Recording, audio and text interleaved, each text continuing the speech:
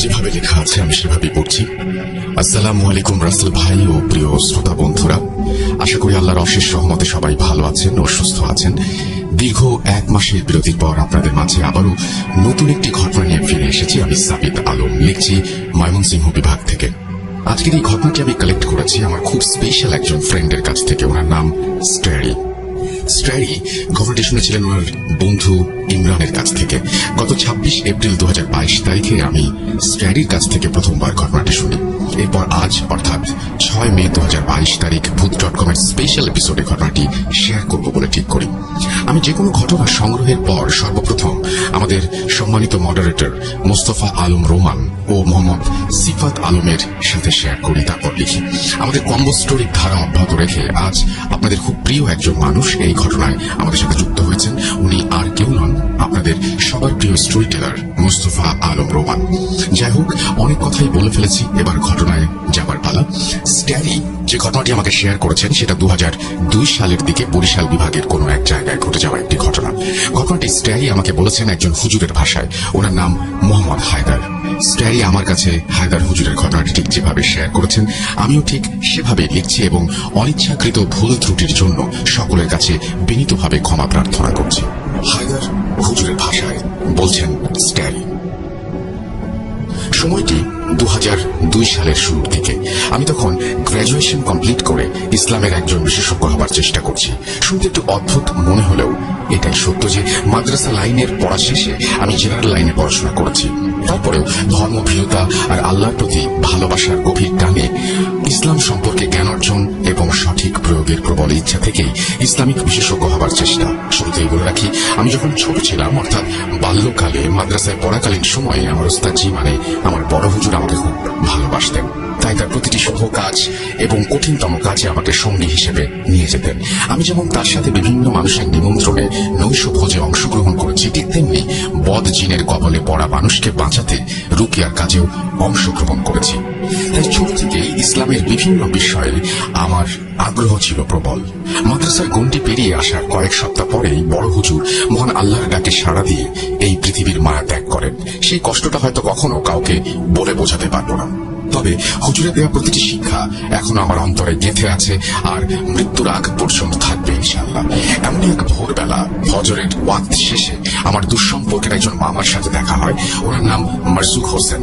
মারজুক মামা নাকি আমার সাথে দেখা করতেই আজ এই মসজিদে ফজরের নামাজ আদায় করতে এসেছেন। করমর্দন ও আলিঙ্গন শেষে হঠাৎ এমন প্রয়োজনীয়তার কারণ জিজ্ঞেস করতেই তিনি বলেন, ভাগ্নে, অনেকদিন গ্রামের লোকদের কাছে তোমার খোঁজ করেছি, কিন্তু তুমি শহরে থাকো এই কথাটা ছাড়া গ্রামের মানুষ আর কোনো তথ্য দিতে পারেনি। খুব জরুরি এক কাজে তোমার শরণাপন্ন হয়েছি। প্রায় 1 মাস যাবৎ আমার ছোট ভাই মানে তোমার মেহরাব মামা অসুস্থ। হঠাৎ করেই তার আচরণে কিছু অদ্ভুত পরিবর্তন এসেছে। ঠিকমতো খাওয়া দাওয়া করছে না, আবার সবসময় একা থাকতে চাইছে। অনেকদিন বাড়ি থেকেও বেরোয় না। অনেক ডাক্তার দেখিয়েছি, কিন্তু কেউ কোনো সমস্যা ধরতে পারেনি। তুমি তো এই মসজিদের ইমাম, সবাই দেখিয়েছে, তোমাকে সবাই হুজুর ডাকে। আমি জেনেছি ছোট থাকতে তুমি নাকি অনেক জায়গায় গিয়ে কঠিন কিছু কাজে পারদর্শিতা অর্জন করেছ, আর এখন সেই বিষয়ে পড়াশোনা করছো। তা তোমার ছোট মামাকে একবার গিয়ে দেখে আসবা বাবা। মারজুক মামার কথা ফেলে দেবার মতো কোনো প্রশ্নই ছিল না, কারণ আমার ছোট মামা অসুস্থ। যখন কোনো ডাক্তার দেখিয়েও কাজ হয়নি, তখন অবশ্যই কিছু গন্ডগোল আছে। তাই দেরি না করে ওই দিন দুপুরেই মারজুক মামাকে সাথে নিয়ে গ্রামের উদ্দেশ্যে রওনা হই। বিকেলের দিকে মামা বাড়ি পৌঁছে তাদের উঠানে পা রাখতেই আমার ঘাড়ের দিকটা কেমন যেন ভার ভার মনে হতে লাগলো। বুঝলাম এখানে অবশ্যই অদৃশ্য শক্তির উপস্থিতি আছে। আমি সবার সাথে দেখা করে মারজুক মামাকে সাথে নিয়ে সোজা মেহরাব মামার ঘরে ঢুকে যাই। আমাকে দেখে মেহরাব মামা তো চিনতেই পারলেন না, বরং তার বড় ভাই মানে মারজুক মামার দিকে তাকিয়ে চিৎকার করে বলতে লাগলেন, তোর এত বড় সাহস! তোকে না বলেছিলাম বাড়িতে অপরিচিত কাউকে নিয়ে আসবি না, আর তুই ওকে নিয়ে এসেছিস? এক্ষুনি ওকে নিয়ে আমার ঘর থেকে বেরিয়ে যা, না হলে তোর শেষ রক্ষা হবে না। মেহরাব মামার কথাগুলো শুনে আর তার চোখের দিকে তাকিয়ে আমি বুঝতে পারি ওনার উপরে বদ জিনের আসর হয়েছে। তাই দেরি না করে মারসুক বাবাকে ঘর থেকে বাইরে নিয়ে এসে কিছু জিনিস জোগাড় করতে বলি। আমার বলা জিনিসগুলোর নাম শুনেই মারসুক মামা বুঝতে পারেন তার ছোট ভাইয়ের উপর খারাপ কিছুর প্রভাব পড়েছে, তাই তিনিও দেরি না করে জিনিসগুলো সংগ্রহ করে নিয়ে আসেন এবং তাকে নিয়ে আমি মেহরাব মামার ঘরে আসন বসাই এবং রুকায়ার কাজ শুরু করে দেই। শুরুর দিকে খুব একটা সুবিধা করতে না পারলেও বড় হুজুরের শিক্ষা আমাকে ওই দিন সফল হতে সাহায্য করেছে। কিন্তু জিনটা যাবার আগে আমাকে এক প্রকার হুমকির সুরেই বলে যায়, আমাকে না হয় লাগিয়ে দিলি, কিন্তু এরপর কি করবি? জিনের এই কথাটা আমি বুঝতে পারিনি, কারণ ছোট মামা বা এই বাড়ির লোকদের ওপর আর কোনো পথজিরের আসর ছিল না। তাহলে সে কার কথা বলে গেল? যা হোক, ওই দিনের মতো আমি সফল হয়ে বাড়ি ফিরে আসি। বড় হুজুর চলে যাবার পর এটাই আমার প্রথম কাজ, আর বড় হুজুরের শিক্ষায় প্রথমবারই আমি বিজয়ী। ইসলামিক যোদ্ধা হিসেবে নিজের উপর বেশ গর্ববোধ হচ্ছিল। এভাবে বেশ কয়েক সপ্তাহ কেটে যাবার পর হঠাৎ সেই ফজরের ওয়াক্তে মসজিদে আরো একজন দুঃসম্পর্কের আত্মীয়র সাথে দেখা হয়। সম্পর্কে উনি আমার ভাই, নাম মোহাম্মদ আবু জাফর। জাফর ভাইয়ের সমস্যা প্রায় একই। তার ছোট ভাই নাকি মাসখানেক ধরে অসুস্থ। তিনি যেভাবে তার ভাইয়ের সমস্যাগুলো তুলে ধরলেন তাতে করে আমার বারবার মেহরাব মামার কথা মনে পড়ে যাচ্ছিল। আর সবচেয়ে অবাক করা ব্যাপার হলো, জাফর ভাই যে সময় থেকে তার ছোট ভাইয়ের মাঝে পরিবর্তন লক্ষ্য করেছেন সেই সময়টা হিসেব করলে মেহরাব মামার রুকিয়ার তারিখের সাথে মিলে যায়, যদিও ব্যাপারটা সেই মুহূর্তে আমার মাথায় ছিল না। এরপর জাফর ভাইয়ের কাছ থেকে সব সমস্যার কথা শুনে তাকে বিদায় দিয়ে ওই দিন জোহরের নামাজ শেষে আমি তাদের বাড়ির উদ্দেশ্যে রওনা দিই। তবে এবার জাফর ভাইকে আগে থেকেই কিছু জিনিস জোগাড় করে রাখতে বলি। আমি বিকেল নাগাদ তাদের বাড়ি পৌঁছেছি ঠিকই, কিন্তু এবার কোনো সমস্যার পূর্বাভাস পাচ্ছিলাম না। আগের বারের মতো ঘাড় ব্যথা বা ভারী হয়ে যাওয়া সমস্যাগুলো এবার বুঝতে পারছিলাম না। তবে ব্যাপারটা আমি স্বাভাবিকভাবেই ধরে নিয়েছি। যাই হোক, বাড়ির সবার সাথে দেখা করে কথাবার্তা শেষ করে যখনই আমি জাফর ভাইয়ের ছোট ভাইয়ের ঘরে প্রবেশ করেছি, তখনই একটা উষ্ণ দমকা হাওয়া আমাকে ভেদ করে সেই ঘরে প্রবেশ করে। আমি সালাম দিয়ে কিছুক্ষণ জাফর ভাইয়ের ছোট ভাইয়ের সাথে কথা বলে বুঝলাম এটা স্বাভাবিক কিছু নয়। আমি কিছু সময় নিয়ে ফেললে পরিস্থিতি বিগড়ে যেতে পারে ভেবে জাফর ভাইকে আগে থেকেই জোগাড় করে রাখা জিনিসগুলো নিয়ে আসতে বলি, আর সেই ঘরেই আসন পাতি। ঠিক আগের বারের মতোই বড় হুজুরের শিক্ষাগুলো কাজে লাগিয়ে আমি সফলতা অর্জন করি। কিন্তু এর পরের দৃশ্যটা মুহূর্তেই আমাকে আতঙ্কিত করে তোলে। গতবারের মতোই এবার জিনটা যাবার সময় হুমকির সুরে আমাকে বলে যায়, আমাকে নামায় হারাতে পেরেছিস, আমি সর্দারকে হারাতে পারবি না। তো চিন্তা করিস না, খুব শীঘ্রই আমার সর্দারের সাথে তোর দেখা হবে। এখন থেকে প্রস্তুতি নিতে শুরু কর। এটা বলে যখনই সে জাফর ভাইয়ের শরীর থেকে বেরিয়ে যাবে, ঠিক তখনই আমি কুদরতি ক্ষমতায় তাকে আটকে জিজ্ঞেস করি, কে তোর সর্দার? আমার কথা শুনে সেই জিনটা অট্ট হাসি হাসতে হাসতে বলে, দেখবি। আর তখনই একটা মিশ্র অনুভূতি আমার ভেতরে প্রবাহিত হয়ে যায়। সে সময় যে দৃশ্যটা আমি নিজের চোখের সামনে দেখেছিলাম তা হয়তো আমার জন্য খুব একটা ভয়ঙ্কর ছিল না, কিন্তু সেই দৃশ্যের ভেতরে লুকিয়ে থাকা রহস্য আমাকে বারবার নাড়া দিচ্ছিল। আমি দেখলাম জাফর ভাইয়ের ছোট ভাই নিজের আঙুল কামড়ে ছিঁড়ে ফেলে সেখান থেকে ফিঙ্কি দিয়ে বেরিয়ে আসা রক্ত দিয়ে দেয়ালের ওপর একটা চিহ্ন আঁকলেন, যেটা দেখে আমি রীতিমতো চমকে উঠলাম। আরে, এটা তো সেই চিহ্ন যেটা আমি মেহরাব ভাইয়ের পেটের ওপর আঁকতে দেখেছি। হ্যাঁ, এটা সেই ছবিটাই। এই কয়দিনে ব্যাপারটা আমি ভুলে গিয়েছিলাম। হুমকির সুরে কথা বলে যখন মেহরাব ভাইয়ের শরীর থেকে জিনটা চলে যাচ্ছিল, তখন মেহরাব ভাই যন্ত্রণায় কাতরাচ্ছিলেন। আর ঠিক তখন আমি তার পেটের উপর নাভির কাছে এই চিহ্নটা দেখতে পাই। তখন ব্যাপারটা আমি খুব একটা পাত্তা দিইনি, কিন্তু এখন আবার সেই চিহ্ন। কিন্তু কেন? আমি জাফর ভাইয়ের ছোট ভাইয়ের আঁকা সেই চিহ্নের দিকে তাকিয়ে হতভম্ব হয়ে কথাগুলো ভাবছিলাম। তখন সেই সুযোগ কাজে লাগিয়ে জিনটা তার শরীর থেকে বেরিয়ে যায়। তারপর পরিস্থিতি নিয়ন্ত্রণে এনে আমি সেই চিহ্নের কাছে গিয়ে ভালোভাবে লক্ষ্য করলে দেখি আরবিতে দুটো নাম লেখা। একটা সেই জিনের ওস্তাদের নাম, আরেকটা সেই ব্যক্তির নাম যার উপর সেই সর্দার আসর করেছে, এবং আমাকে কোনো না কোনো উসিলায় সেখানে গিয়ে পৌঁছাতে হবে। না, সেই সর্দারের নাম আমি এখনই বলবো না। আমার জীবনের সেই চরম মুহূর্তের কথাগুলো বলার সময় না হয় তার নামটা স্মরণ করিয়ে দেব। সেদিন আমি আবারও বিজয়ী হয়ে বাড়ি ফিরেছি ঠিকই, কিন্তু সেই আনন্দটা আমি কোনোভাবেই খুঁজে পাচ্ছিলাম না। বারবার মনে হচ্ছিল এই বুঝি খারাপ কিছু ঘটতে চলেছে, হয়তো এমন কিছু সম্মুখীন হয়ে যাব যেটা আয়ত্তে আনা আমার একার পক্ষে সম্ভব নয়। এভাবে আরো অনেক কিছুই ভাবতে থাকি, কিন্তু এক সপ্তাহ যাবৎ আমার সাথে কিছুই হয়নি।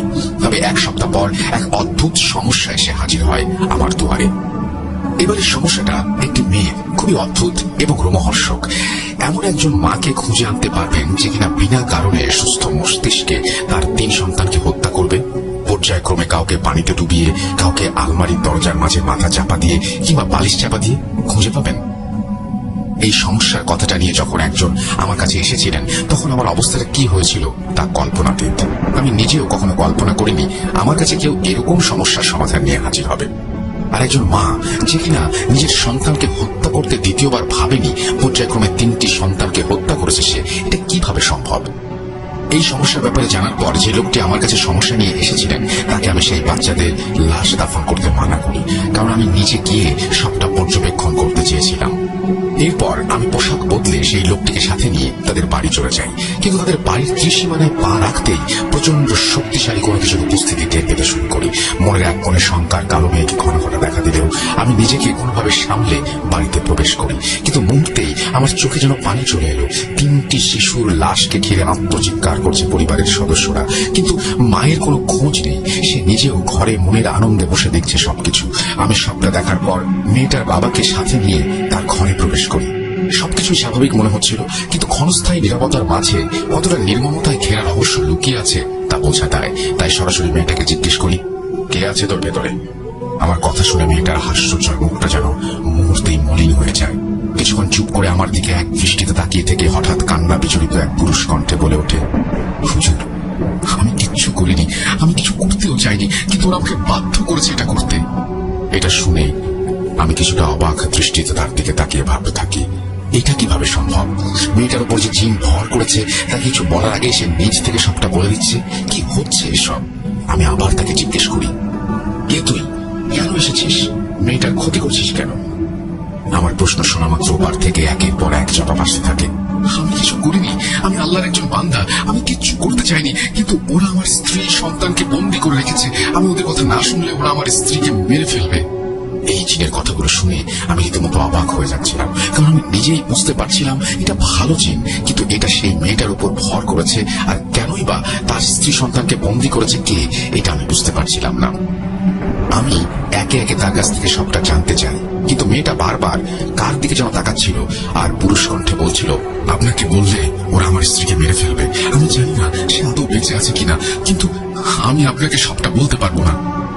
এবার ব্যাপারটা বিশ্বাস করতে সত্যি আমার খুব কষ্ট হচ্ছিল, কারণ আমি আমার এই কাজের মাঝে এতগুলো বছর অতিবাহিত করেছি, কিন্তু কখনো কাউকে দেখিনি যে নিজে থেকে সবটা বলে দিচ্ছে আর এতটা করুণ কণ্ঠে মিনতি করছে। সেই জন্য আমি মন থেকে ভাবছিলাম তাকে সাহায্য করার কথা।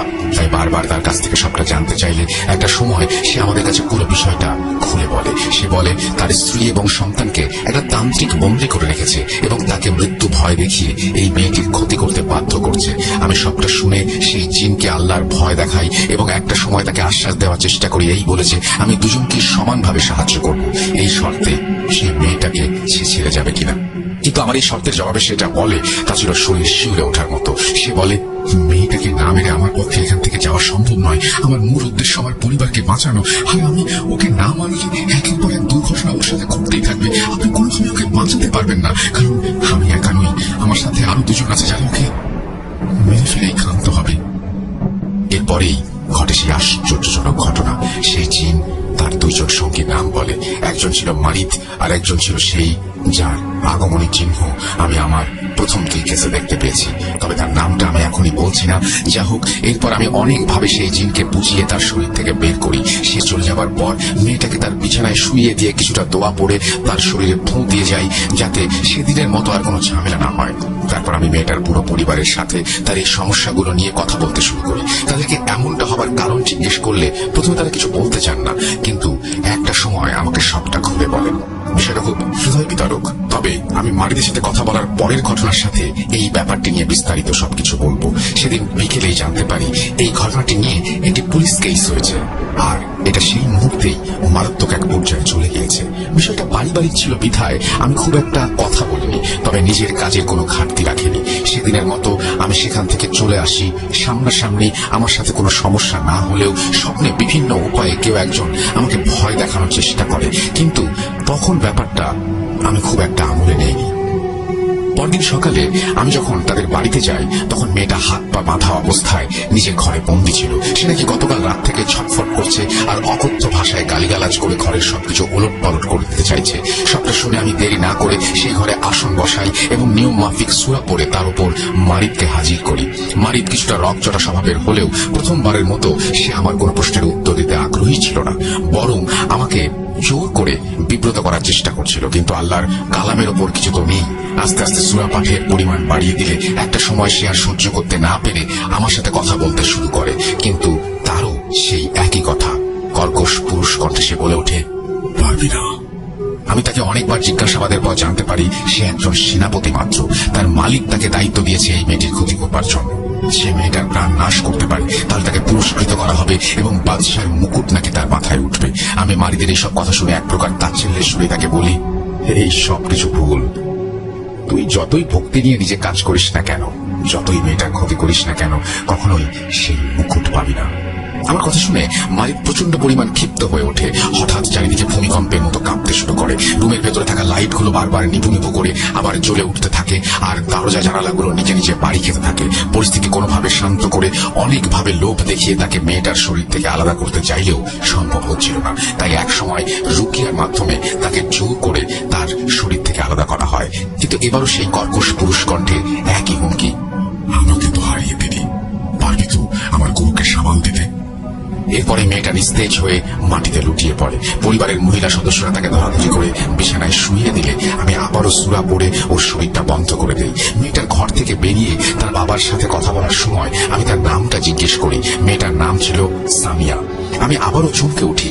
আমি আর এক মুহূর্ত দেরি না করে সামিয়ার বাবা এবং আরো দুজনকে সাথে নিয়ে ঘরে প্রবেশ করি। সামিয়ার ঘরে প্রবেশ করতেই সামিয়া আমাকে ডাবল ভয়েসে কাকুতি মিনতি করে বলে, হুজুর, আমাকে যেতে দিন। আমার স্ত্রী ছেলেরা বন্দি, আমার স্ত্রী বেঁচে আছে কিনা বুঝতে পারছি না, আমাকে যেতে দিন। এরপর আমি সামিয়ার ভেতরে থাকা ভালো জিনটাকে জিজ্ঞেস করি যে এই জঘন্যতম কাজটা আসলে কি সামিয়ার হাজবেন্ড করেছে নাকি অন্য কোনো ঘটনা আছে। সামিয়ার ভেতরে থাকা ভালো জিনটি কিছুক্ষণ চুপ করে রইল। এরপর সে আমার রুমের এক পাশে তাকিয়ে হাত জোর করে মাফ চাচ্ছিল আর বলছিল যে তার সন্তান তার স্ত্রীকে যেন মারা না হয়। এরপর সামিয়া তার হাতের বাঁধন এতই জোরে টানছিল যে তার হাত বাঁধা দড়ি ছিঁড়ে যাচ্ছিল। দড়ির ঘষায় কবজি খানিক কেটে রক্তপাত হচ্ছিল তার। আমি এরপর আমার সাথে আনা একটি মেসোয়াকের ছোট ডাল দিয়ে মেয়েটার গায়ে জমজমের পানি ছিটিয়ে দেই এবং রুকাইয়ার আয়াত পড়তে থাকি। কিছুক্ষণ পর আমি সেই ভালো জিনের সমস্ত শক্তি আয়াতের মাধ্যমে বেঁধে আমার সাথে আনা একটা শাবল মাটিতে পুঁতে দেই। এরপর সামিয়া একেবারে শান্ত হয়ে যায়। আমি ওকে বলি যদি তার আল্লাহর ওপর ভয় থাকে আর যদি সে আল্লাহর বান্দা হয়ে থাকে তাহলে আল্লাহর ওয়াস্তে যেন আমাকে সব সত্যি কথা বলে। তখন সামিয়া রুমের এক পাশে তাকিয়ে ভারী গলায় বলল, আমার স্ত্রী তাহলে আর নেই। বলছি হুজুর। এরপর সামিয়ার ভেতরে থাকা জিনটি আমাকে সবকিছু খুলে বলে। চাঞ্চল্য করে এই ঘটনাটি শোনা যাক সামিয়ার ভেতরে থাকা জিনের জবানে। সামিয়া ও শৈশব তাদের ভালোবাসার সম্পর্ক বিয়েতে রূপ নেয়। বিয়ের পর সামিয়া সৎ থাকলেও শৈশব কখনোই সৎ থাকেনি। বারবার বিবাহ বহির্ভূত সম্পর্কে সামিয়ার কাছে ক্ষমা চাইত। সামিয়াও তাকে মাফ করে দিত। মাঝে মাঝে সামিয়াকে সে মারধর করত, কিন্তু সামিয়া মুখ বুঝে সব সহ্য করত। সামিয়া ও শৈশবের তৃতীয় সন্তান জন্মের পরেই শৈশব আবার বিবাহ বহির্ভূত সম্পর্কে জড়িয়ে পড়ে আরেকটি মেয়ের সাথে। সেই মেয়েটি সামিয়ার কাছে এসে বলেছিল যে শৈশবকে যেন সামিয়া ছেড়ে দেয়, কিন্তু সামিয়া কোনো অবস্থাতেই রাজি হয়নি। এই দেখে রাগে শৈশব সামিয়াকে মারধর করলে সামিয়া শৈশবকে বোঝায় অনেক।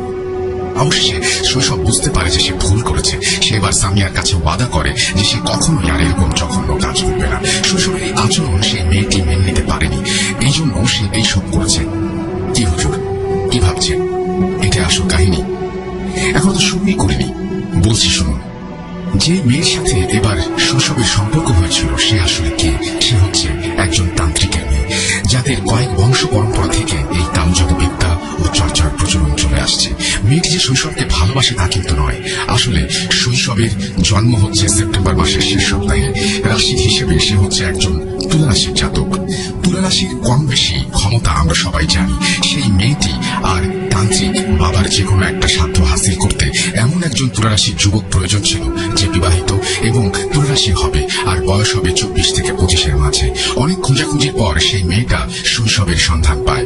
এরপর মেয়েটি আর তার তান্ত্রিক বাবা মিলে শৈশবকে বশ করে এবং সামিয়ার বিরুদ্ধে তার মন বিষিয়ে তোলে। কিন্তু সেই মেয়েটি যখন সামিয়ার কাছে গিয়ে শৈশবকে ছেড়ে সামিয়া রাজি হয়নি, আর শৈশবও নিজের ভুল বুঝতে পারায় প্রচন্ড রেগে যায়। এরপর সে সামিয়ার উপরে কালজাদু করে তাকে রাস্তা থেকে সরিয়ে দেওয়ার পরিকল্পনা বানায়। এই কালজাদুর ফলে সামিয়া তার নিজের 3 সন্তানকে মর্মান্তিকভাবে হত্যা করে।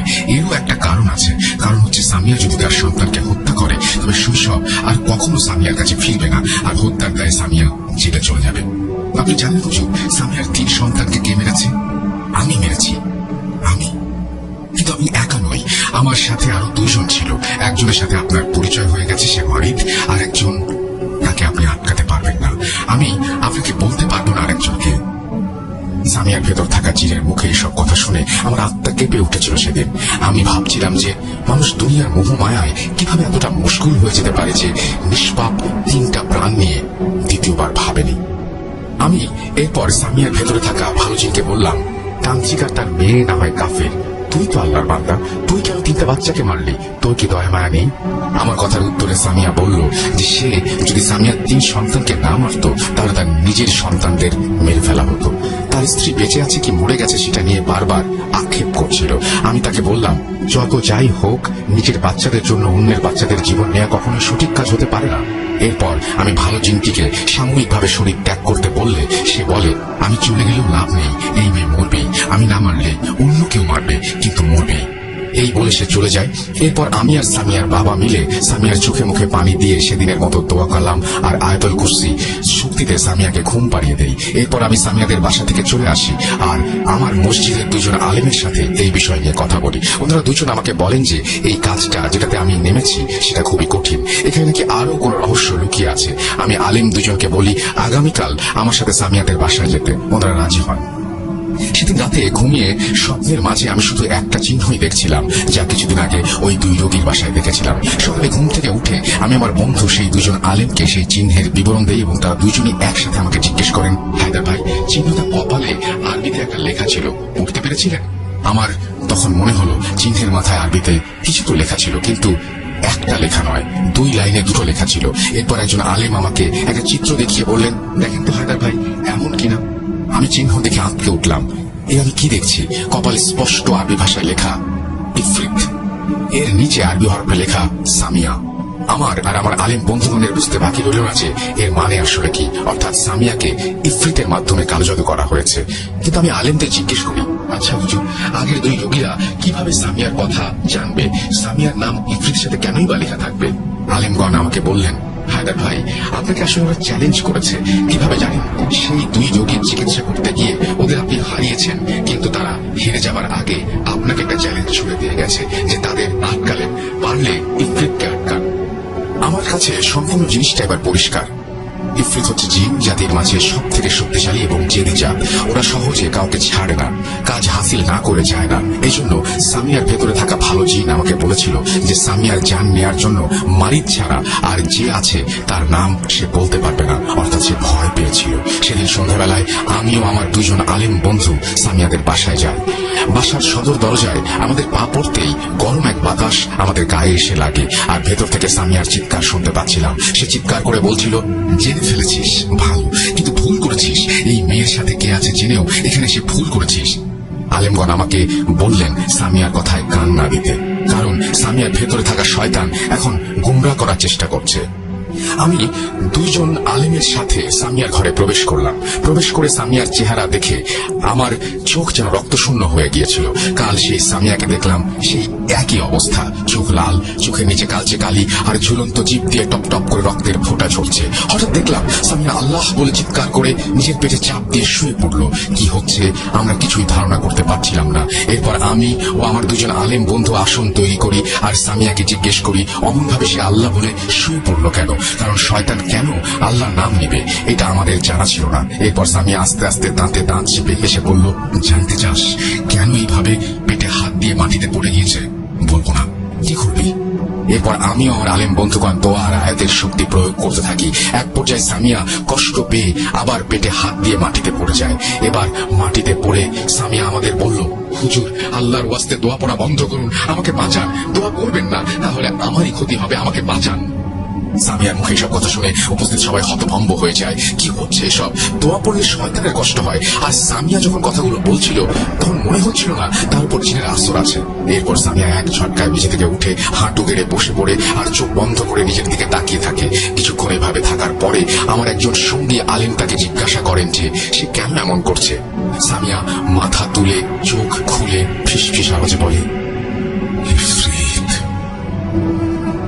এই কথাটা শুনে আমাদের সবার গলা শুকিয়ে যায়। আমরা ইফরিতকে জিজ্ঞেস করি সে কেন এই মেয়েটির ক্ষতি করতে চায়। সে আমাদের কিছুই বলে না। এরপর আমরা আবার দোয়া পড়া শুরু করলে সামিয়া আবার পেটে হাত দিয়ে চিৎকার করে মাটিতে লুটিয়ে পড়ে আর দোয়া পড়া বন্ধ করতে বলে। আমি এবার রেগে গিয়ে বলি কেন দোয়া পড়বো না। ইফরিতকে জিজ্ঞেস করি সে কি কষ্ট পাচ্ছে না, নাটক করছে সামিয়ার গলায় যেন আমরা দোয়া না পড়ি। কি হচ্ছে কিছুই বুঝতে পারছিলাম না, কোনো কিছুই বোধগম্য হচ্ছিল না। এরপর ইফরিত বলল, বুঝতে পারছিস না? শোন তবে, এই মেয়েটি তান্ত্রিক কালো জাদু করার সময় একজন অভুক্ত ভিক্ষুককে পেট ধরে খাবার খাওয়ায়, কিন্তু খাবারের মধ্যে ছিল কালো জাদু উপকরণ। আর তাই ভিক্ষুকটা খাবার খাওয়ার পরে তার পেটের নাড়ির মাঝে প্যাঁচ লেগে যায় আর সে আমাদের সাথে যুক্ত হয়ে যায়। তুই যতই দোয়া পড়বি ততবার আমার কষ্ট হবে, আর আমার জন্য সেই ভিক্ষুকের কষ্ট হবে, আর তার নাড়িতে প্যাঁচ লাগবে, আর সেই প্যাঁচের জন্য এই মেয়ের পেটে ব্যথা হবে। যেদিন সেই ভিক্ষুক মরবে সেদিন এই মেয়েও মরবে। কি করবি তোরা এখন? ইফরিতের এই কথা শুনে আমি মনে মনে তাকে ধিক্কার দিচ্ছিলাম আর ভাবছিলাম শয়তান কি পরিমাণ চালাক হতে পারে, এমন ব্যবস্থা করেছে যে হাতিয়ার ব্যবহারই না করতে পারে। এরপর ইফরিত আমাকে বলে সে তার গোলামকে অর্থাৎ সেই ভালো জিনকে পাঠাচ্ছে সামিয়ার ভেতর। সে নাকি আমাদের সবকিছু খুলে বলবে। সব জেনেও আমরা ইফরিতকে কিছুই করতে পারবো না, চ্যালেঞ্জ দিয়ে যায় সে। কিছুক্ষণের ভেতর সামিয়ার ভেতর সেই ভালো জিনটি হাজির হয়। আমি তাকে বলি এবার সবকিছু সত্যি সত্যি খুলে বলতে হবে। এরপরে সে কিছু বলতে যাবে, এর মাঝেই দেখলাম সামিয়ার ডান পা হঠাৎ শব্দ করে ভেঙে গেল আর ঝুলে গেল। এই দৃশ্য দেখে আমরা কেউ ঠিক থাকতে পারিনি তখন। এদিকে সে এমন আচরণ করছে তাকে হাসপাতালে নেওয়া যাবে না। অগত্যা ডাক্তারকে খবর দিতে সামিয়ার একজন আত্মীয় চলে গেলেন। সামিয়ার ওই অবস্থায় সে ভালো জিন বলতে শুরু করলো, আপনারা ভাবছেন এই জিনিসটা এতটা সহজ না, অনেক জটিল। এই মেয়েটাকে বাঁচাতে হলে আপনাকে একজন নয়, দুজন নয়, বরং 6 জন মানুষকে খুঁজে বের করতে হবে যারা দেশের বিভিন্ন জায়গায় ছড়িয়ে ছিটিয়ে আছে। এর কারণ কি জানেন? কারণ সেই তান্ত্রিক কোন ধরনের ফাঁক ফুকর রাখতে চায়নি। যদি কোনো হুজুর এসে মেয়েটার চিকিৎসা করে ভালো করে তোলে তাহলে কি হবে, এই ভেবে সে ভিক্ষুককে খাবার খাইয়ে এই মেয়ের সাথে জুড়ে দিয়ে ইফরিতকে অনাক্রম্য করে তুলেছে। দোয়া পড়বেন আপনারা, কিন্তু ক্ষতি হবে ইফরিতের না, মেয়ের। শুধু তাই নয়, পরনের কাপড় নেই এমন 5 সদস্যের সম্পূর্ণ পরিবারকে কালো জাদু করা কাপড় দান করা হয়েছে, আর তাদের খাবার খাইয়েছে কালো জাদু করে। সেই কালো জাদুর ফলে 5 জন একে একে মারা যাবে দুর্ঘটনায়, কিন্তু কেউ একটি মাত্র দুর্ঘটনায় মরবে না। সকল সদস্য একাধিক দুর্ঘটনার শিকার হবে। কোন দুর্ঘটনা তাদের কালো হাত ভাঙবে, কোন দুর্ঘটনায় পা ভাঙবে, আর আস্তে আস্তে দুর্ঘটনায় সবাই মারা যাবে। ওই 6 জন মারা যাবার পর আস্তে আস্তে সেই ভিক্ষুকটাও মারা যাবে, আর এই মেয়েটা তখন মারা যাবে। ভালো জিনটার মুখে এইসব কথা শুনে আমি আর আলিমগণ এতই হতাশ হলাম আর চিন্তায় পড়ে গেলাম যে তা ব্যক্ত করার মতন শব্দ এখনো আমার কাছে জানা নেই। এরপর আমরা সেই ভালো জিনকে জিজ্ঞেস করি এর সমাধানের উপায় কি। সে কিছু বলে না, চুপ করে থাকে। হঠাৎ নিজেই বলতে থাকে এই মেয়েটার সন্তানের লাশ দিয়েও কালজাদু করা হয়েছে। এবার আমি আমার ধৈর্যের বাঁধ ধরে রাখতে পারিনি। আমি রেগে গিয়ে সামিয়ার সামনে গিয়ে বলি, আর কত, আর কি কিভাবে কুফরি করেছে রে শয়তান, মানুষেরা কিভাবে পারে, বল কি কি করেছে। আর এরপর সামিয়া বলতে শুরু করে, এই মেয়েটার বাচ্চাগুলো আমি একা মারিনি, আমার তো সামর্থ্য নেই। আমি যখন মেয়েটার উপর ভর করে তার বাচ্চাদের পানিতে ডুবিয়ে মারার চেষ্টা করছিলাম তখন পারছিলাম না। এরপর ইফরিত আর মারিদ এসে আমাকে সাহায্য করে। আলমারিতে মাথা ঠুকিয়ে যাকে মেরেছি তার মাথায় হাত দিয়ে তাকে ধাক্কা দিতে পারছিলাম না আমি। তখন ইফরিত আর মারিদ সেই ছেলেটাকে ধাক্কা দেয়। বালিশ চাপা দিয়ে যাকে মেরেছিলাম তার মুখ থেকে বালিশ বারবার ছুটে যাচ্ছিল, কিন্তু ইফরিত আর মারিদ ছেলেটাকে 2 দিক থেকে ধরে আমাকে হত্যা করতে সাহায্য করে। ছোট ছেলে মৃত্যুর পর তার লাশের সাথে ইফরিতকে দিয়ে কালজাদু করানো হয়। আপনি লাশগুলোকে কবর দিতে না গেলে ভালোই করেছেন, নইলে ছোট ছেলের কবরে শেষ মাটি পড়ার সাথে সাথে তার মা মারা যেত। এরপর আমি সেই ভালো জিনটাকে জিজ্ঞেস করি এই সমস্যা থেকে সমাধানের উপায় কি।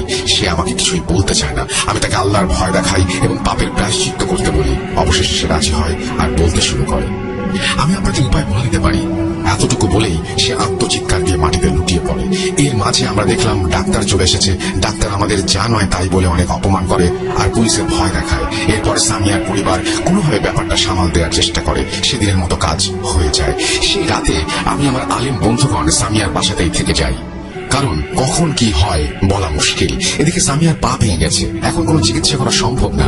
এই ভেবেও ভয় লাগছিল যে ইফরিত বা মারিদ সামিয়ার উপরে ভর করে আরো যদি ক্ষতি করে। তাই আমি আর আমার আলেম বন্ধুগণ ঠিক করি মাদ্রাসা থেকে ছাত্র এনে সামিয়ার রুমে 24 ঘন্টা কোরআন পড়ার ব্যবস্থা করব। পরদিন সকালবেলায় আমরা মাদ্রাসার 11 জন ছাত্র ডেকে এনে 5 জন আর 6 জন করে পালা করে 24 ঘন্টা কোরআন পড়ার ব্যবস্থা করি। টানা 7 দিন এই কাজ চলার পর আমরা আবার সামিয়ার রুমে যাই। সামিয়ার পা আর কোমর বেঁধে দেই বিছানার সাথে, যেন নড়তে না পারে। কোরআন পড়া থামিয়ে দেখি সামিয়া আমাদের দিকে তাকিয়ে আমাদের উপরে সেই ভালো জিনটিকে হাজির করতে চাইলেও ব্যর্থ হয়। কিছুক্ষণ পর সামিয়া হাহা করে হেসে ওঠে আর ফিসফিস করে বলে, ইফরিত। আমাদের বুঝতে বাকি রইল না ইফরিত আবার এসেছে। এবার আমি ইফরিতকে জিজ্ঞেস করলাম সে কেন ভালো জিনটার উপায় বলতে দেয়নি। ইফরিত বলে সবকিছু নাকি আমাদের তারা জানাবে না, এখন যা করার তা নাকি আমাদের নিজেদের করতে হবে। আমিও আমার আলেম বন্ধুগণ ভেবে পাচ্ছিলাম না যে আসলে এই সিচুয়েশনে ঠিক কি করতে পারি আমরা, কারণ আমরা চাইলেও কোনো আয়াত পড়তে পারছিলাম না, কারণ এতে সামিয়ারই ক্ষতি হচ্ছিল। এরপর আমি ইফরিতকে জিজ্ঞেস করি যে কি পেলে সে যাবে। ইফরিত আমাদের বলে একটা জিনিস পেলেই সে যাবে, আর সেটা হলো সামিয়ার জান। সে নাছর বান্দা। এরপর আমিও আমার আলেম বন্ধুগণ ভাবতে থাকি যে কি করা যায়। এরপর আমরা একটা ধোঁকা দেওয়ার রাস্তা খুঁজে বের করি। রাস্তাটি কি, আমরা ইফরিতের সাথে সমস্যা করবো যে সামিয়াকে মেরে ফেলতে আমরা সাহায্য করব, কিন্তু সামিয়াকে অবশ্যই ভালো জিনটা মারতে পারবে বলে শর্ত দেব। যখনই ভালো জিনটা সামিয়ার উপরে হাজির হবে তখনই সামিয়ার শরীরে সেই ভালো জিনটিকে বন্দি করে দিতে পারবো। কিন্তু এই কাজ করার আগে শুরুতে সামিয়ার ছোট ছেলের লাশের সাথে করা কালো জাদু কাটাতে হবে আমাদের, কারণ এক ভিক্ষুক, 5 জনের পরিবার আর ছোট ছেলের লাশের কালো জাদুর কারণে ইফরিত তখন অনেক শক্তি সম্পন্ন হয়েছে। বেশিক্ষণ আর তাকে আটকানো যাবে না। আমরা 3 জন চলে গেলাম সামিয়ার ছোট ছেলের লাশের কাছে। লাশ থেকে তখন গন্ধ বেরিয়ে গেছে। সামিয়ার পরিবারের কেউ একজন লাশবাহী গাড়ি জোগাড় করে সেখানে লাশগুলো রাখার ব্যবস্থা করেছে। আমরা বড়ই গাছের 7টা পাতা বেটে আয়াতুল কুরসি পড়ে পানিতে মিশিয়ে লাশটাকে গোসল করাই। যদিও এই নিয়মে পানির 3 ঢোক রোগীকে খাওয়াতে হয়, কিন্তু মৃত ব্যক্তি খাবে কি করে, তাই আল্লাহর কাছে আমরা প্রার্থনা করি যে লাশটার উপর থেকে কালো জাদুর প্রভাব যেন কেটে যায়। এরপর চলে আসি সামিয়ার কাছে। ইফরিতকে আমরা জানাই যে আমরা তার কথায় রাজি, কিন্তু সামিয়াকে একমাত্র মারার ক্ষমতা ভালো জিনটার হবে বলে শর্ত দেই। ইফরিত শুরুতে রাজি না হলেও পরবর্তীতে সে রাজি হয় এবং সামিয়ার শরীর ছেড়ে দেয়। কিছুক্ষণের ভেতরে সামিয়ার ভেতর থেকে সেই ভালো জিনের আওয়াজ আমরা শুনতে পাই। আমরা তখনই সামিয়ার শরীরে তাকে বন্দী করে ফেলি আর জিজ্ঞেস করি এই সমস্যা থেকে পরিত্রাণের উপায় কি। আশ্চর্যজনক ভাবে সামিয়া হা হা করে অট্ট হাসিতে ফেটে পড়ে। তার হাসির কারণ জানতে চাইলে সে বলে, কি ভেবেছিলি ধোঁকা দিবি ইফরিতকে? ইফরিত ধোঁকা খাওয়া শেখেনি। আমাদের বুঝতে বাকি রইল না যে আমরা এতক্ষণ ভাবছিলাম এই খেলাটা এখন বোধহয় আমাদের হাতে, কিন্তু এই খেলা আসলে কখনোই আমাদের হাতে ছিল না। আমরা হতাশ হয়ে যাই। এরপর আমরা 3 জন প্ল্যান করি যে আজ রাতে আসন করে সেই ভালো জিনকে ডেকে সবকিছু জেনে নেব আমরা। সেই অনুযায়ী রাতে একটা আসন করি, যথারীতি সেই ভালো জিনকে ডাকা হয়। একটাই ভালো কাজ করেছিলাম, ইফরিতকে বন্দী করেছিলাম সামিয়ার শরীরে, নইলে সে এখানেও আমাদের কাজ করতে দিত না। ভালো জিনকে আমরা জিজ্ঞেস করি কিভাবে এই সমস্যা থেকে মুক্তি পাবো। সে বলে, আমি যদি সমাধানের পথ বলি তাহলে আমার বাচ্চা ও স্ত্রী যদি বেঁচেও থাকে তাদের মেরে ফেলা হবে। আমার বাচ্চাদের হয়তো মারবে না, কারণ জিনদের একটা রীতি আছে, নির্দিষ্ট বয়সের আগে বাচ্চা জিনদের অন্য কোনো জিন মারতে পারবে না। কিন্তু আমার স্ত্রী মনে হয় আর দেখতে পাবো না তাকে। সঙ্গী এক আলেম হুজুর বলেন, দেখো তোমার জন্য এই মেয়ের 3 সন্তান মারা গেছে, সেও মৃত্যুপথ যাত্রী। আল্লাহকে ভয় করলে যা খারাপ করেছো শুধরাও। এরপর সেই ভালো জিন আমাদের কিছু উপায় বলে দেয় আর দোয়া ও আয়াত শিখিয়ে দেয়, কিন্তু সে বলে এই কাজের মাধ্যমে হয়তো শতকরা 90 ভাগ কাজ হবে, কিন্তু 10 ভাগ কাজ তখনও বাকি থাকবে এবং সেই খবর থাকবে ইফরিতের হাতে। এরপর সেই ভালো জিন চলে যায়। ভালো জিনের বলে দেওয়া প্রসেসটা ছিল অনেকটা এমন, মেয়েটাকে যে কোনো 3 রাস্তার মোড়ে কিছু নিয়ম মেনে নির্দিষ্ট কিছু দোয়া পড়তে হবে আর পানি পড়া দিয়ে গোসল করাতে হবে, এবং সেই সময় তার সাথে শুধুমাত্র আমিও মেয়ের মা থাকবে। আমার কাজ হবে পানি পড়া আর মায়ের কাজ হবে গোসল করিয়ে দেয়া, এবং গোসল করে মেয়েটা তার কাপড় বদলাতে পারবে না, শুকনো কাপড়ও পরতে পারবে না, তার ভেজা কাপড় ও শরীরের তাপে শুকাতে হবে। এই কাজটা টানা 7 দিন করতে হবে। এর মাঝে মেয়েটার ডাক্তারি চিকিৎসাও চলবে। এই নিয়মগুলো শুনে আমরা প্রথমে সামিয়ার সন্তানদের দাফন করার কথা ভাবি। যেহেতু পুলিশ কেস, সেহেতু সম্পূর্ণ বিষয় সামিয়ার পরিবার থেকে দেখাশোনা করা হয়। অনেক চেষ্টা করে হয়তো ছেলেদের মৃত্যুগুলোকে অ্যাক্সিডেন্ট দেখানো হয়। এদিকে মানসিক ডাক্তারের সার্টিফিকেশন অনুযায়ী মেয়েটা মানসিক ভারসাম্যহীন ও এবং তার দ্বারা এই তিনজন ব্যক্তির হত্যা সম্ভব নয় বলেও বলা হয়। পুলিশ আর ডাক্তারের এই বিষয়ে সবটা আমার জানা নেই। ওনাদের পারিবারিক বিষয় নাক গলায়নি আসলে। এরপর আমরা 3 সন্তানকে দাফন করে 7 দিন ব্যাপী সেই কাজটি করি এবং ভালো জিনের পরামর্শ অনুযায়ী। কিন্তু সামিহার ভাঙা পায়ের জন্য এই কাজটা করতে খুবই কষ্ট হচ্ছিল আমাদের। এই কাজের মাঝে প্রায় সময় সে পেটে হাত দিয়ে আল্লাহ বলে চিৎকার দিয়ে মাটিতে পড়ে যেত। 7 দিন শেষ, আশ্চর্যজনকভাবে সামিয়া অনেকটা সুস্থ হয়ে যায়। আমিও আমার বন্ধু আলেমগণ আল্লাহর শুকরিয়া আদায় করি। আশা করি এবার আর কিছু হবে না। এই ভেবে আমরা চলে আসি মসজিদে আর স্বাভাবিক জীবনে ফিরে আসি। এই ঘটনা আমাকে আজও মনে হয় খুঁজে বেড়ায়। সামিয়ার উপরে ইফরিতের সেই চেহারা আমি আজও ভুলতে পারিনি। ভেবেছিলাম সব ঠিক হয়ে গেছে, কিন্তু 3 দিন পর সামিয়ার বাবা এসে বলে সেদিন ভোরবেলা থেকে নাকি তাকে খুঁজে পাওয়া যাচ্ছে না। আমার বুঝতে বাকি রইল না যে 10 ভাগ আশঙ্কা ছিল তাই সত্যি হয়েছে। এবার আমি পিছু হটে যাই, কারণ সেই ভিক্ষুক বা 5 জন একই পরিবারের ব্যক্তিরা দেশের কোনো না কোনো জায়গায় আছে, তাদের খুঁজে বের করা সম্ভব নয়। আর এখন সামিয়া কোথায় গেছে তাও খুঁজে বের করা সম্ভব নয়। আমি সামিয়ার বাবার কাছে ক্ষমা চেয়ে ওনাকে মসজিদ থেকে বিদায় দেই। মনে মনে ভাবছিলাম কি বিদ্যায় আমি অর্জন করলাম, যে বিদ্যা আমাকে সাহায্য করতে পারলো না। নিজেকে অপরাধী মনে হচ্ছিল খুব। ইফরিতের মুখোমুখি যে একবার হয়েছে সেই জানে ইফরিত আসলে কি। বলে হয়তো বোঝাতে পারবো না ভালো করে, তবু চেষ্টা করেছি বলার, বোঝানোর। তবে সামিয়ার ওই চেহারা আমি আজও ভুলিনি, ভুলবও না। এই বলে হুজুর তার ঘটনা শেষ করেন। স্ট্যারির কাছ থেকে এই ঘটনা শুনে আমি গত 28 এপ্রিল 2022 তারিখে রোমান ও সিফাতের সাথে ঘটনাটি শেয়ার করি। ওনাদের কাছে ভালো লাগায় আমি সাবিত আলম আপনাদের সবার সাথে স্টোরি টেলার মুস্তাফা আলম রোমানকে নিয়ে এই ঘটনাটি আপনাদের সামনে উপস্থাপন করলাম। ঘটনা শেষে আপনাদের জন্য ঈদের একটি ছোট্ট উপহার হিসেবে এই ঘটনায় হুজুরের দ্বিতীয় কাজে একজন পজেস ভিকটিমের মাধ্যমে দেয়ালে আঁকা ইফরিতের সেই ছবিটি, একটি পোর্ট্রেট ছবি আপনারা দেখতে পাবেন খুব শীঘ্রই। যে পোর্ট্রেটটি এঁকেছেন স্ট্যারি নিজেই। গত 28 এপ্রিল 2022 তারিখে স্ট্যারির জন্মদিন থাকার পরেও নানান ব্যস্ততার মাঝে উনি আমাকে ঘটনাটি লিখতে অনেক সাহায্য করেন। রাসেল ভাইকে অনুরোধ করবো স্ট্যারিকে ছোট্ট করে একবার বার্থডে উইশ করতে। ধন্যবাদ সবাইকে কষ্ট করে ঘটনাটি শোনার জন্য, আর রাসেল ভাইকে ধন্যবাদ কষ্ট করে ঘটনাটি পড়ার জন্য। আপনাদের কেমন লেগেছে জানি না, তবে এতটুকু ভালো লাগলেও আমার সার্থক মনে হবে। আবারও নতুন কোনো সপ্তাহে নতুন কোনো ঘটনা নিয়ে ফিরে আসার ইচ্ছা পোষণ করে আজ মোস্তফা আলম রোমানের সাথে আমি সাবিত আলম বিদায় নিচ্ছি। আল্লাহ হাফিজ। Thank you very much. আপনি মোবাইল নাম্বার শেয়ার করেছেন এবং আপনি আমাদের ঘটনা পাঠিয়েছেন রিলেটেড হ্যাপি বার্থডে স্টোরি। আশা করি আপনি ভালো আছেন এবং সবসময় ভালো থাকবেন। এবং আজকে ঈদের এই স্পেশাল এপিসোড, আরো একটা এক্সটেন্ডেড যে এপিসোড, সেই এপিসোডে আপনার ঘটনাটা আমরা বললাম। আশা করছি আমাদের যারা শুনেছেন তাদের সবার ভালো লেগেছে।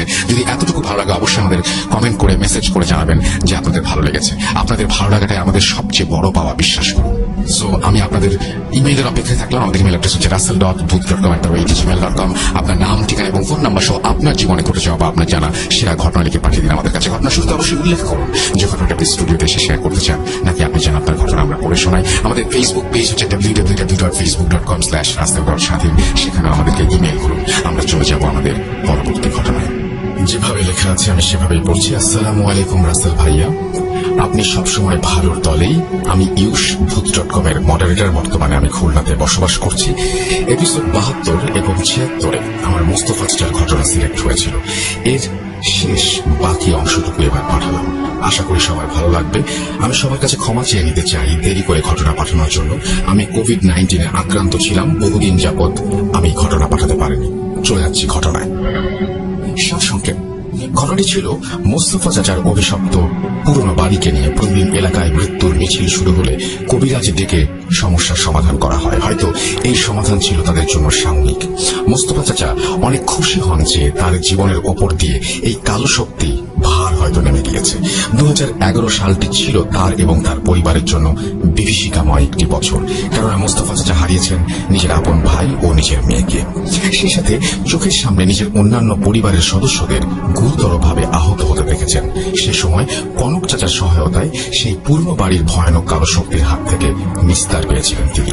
যারা পূর্বের ঘটনা জানতে চান, এপিসোড 72 ভূতরে পুকুর এবং এপিসোড 76 মৃত্যুর মিছিল ঘটনাটি শুনে নেবেন। মোস্তফা চাচা তার বাসাটি কবিরাজ দিয়ে বন্ধ করানোর পর 11 মাস কোনো সমস্যা কোথাও কোনোভাবে হয়নি। 11 মাস পর মোস্তফা চাচা তখন পরিবার সহ নারায়ণগঞ্জে বদলি হয়ে এসেছেন। মাত্র 2 মাস হয়েছে এখানে। আগেও বহুদিন নারায়ণগঞ্জে ছিলেন বিধায় সব তার চেনা জানা। বাসাতে তার ছেলে নোমান ও তার স্ত্রী, সে সময় তারা এই 3 জনই থাকতেন। এই 2 মাস কিংবা আগে 9 মাস তাদের কোনো সমস্যা হয়নি, যেহেতু তারা এই আতঙ্ক হতে নিজেদের মানসিকভাবে কিছুটা শক্ত করেছিলেন। ঘটনা 1। একদিন রাতের বেলা নোমান ভাইয়ের ঘুম ভেঙে যায়। প্রচন্ড ভয়। সে উঠে আশেপাশে তাকাতেই একটি কালো ছায়া তার সামনে দেখতে পায়। কয়েক সেকেন্ড সাহস করে যেই না আব্বু আম্মুর রুমে যাবে বলে ঠিক করে, তার আগেই বাবা মা এসে লাইট জ্বালিয়ে জিজ্ঞেস করে, নোমান ঠিক আছো? নোমান ভাই ভয়ে কাঁচুমাচু হয়ে বলে সে কালো ছায়া যেতে দেখেছে। নোমান ভাইয়ের বাবা মা তাকে সান্ত্বনা দিয়ে তাদের সাথে ঘুমাতে নিয়ে যায়। পরের দিন বেশ গভীর রাতে আবারও নোমান ভাইয়ের ঘুম ভেঙে যায়, আর আবারও সে অবয়ব দেখতে পায়। এবার তার বাবা মা ছুটে আসে, কিন্তু কেন আসে সে বুঝতে পারে না, কারণ সে তো চিৎকার বা আওয়াজ করেনি। সে আন্দাজ করে ফেলেছে যে তার বাবা মাও এই ভয়ের শিকার হচ্ছেন প্রতিদিন। নোমান ভাইকে শান্ত করা হলো। নোমান ভাই মোস্তফা চাচাকে জিজ্ঞেস করেন, তোমরা কিভাবে বুঝলে আমি ভয় পাচ্ছি?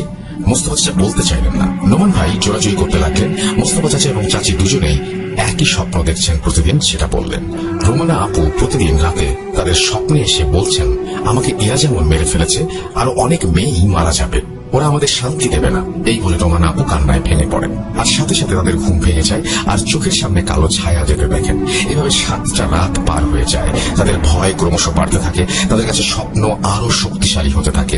এভাবে চলতে থাকলে তারা মানসিক রোগী হয়ে যাবেন। তাই মোস্তফা চাচা আবার কনক চাচাকে ডাকেন, বলেন তাদের আবার সমস্যা দেখা দিচ্ছে।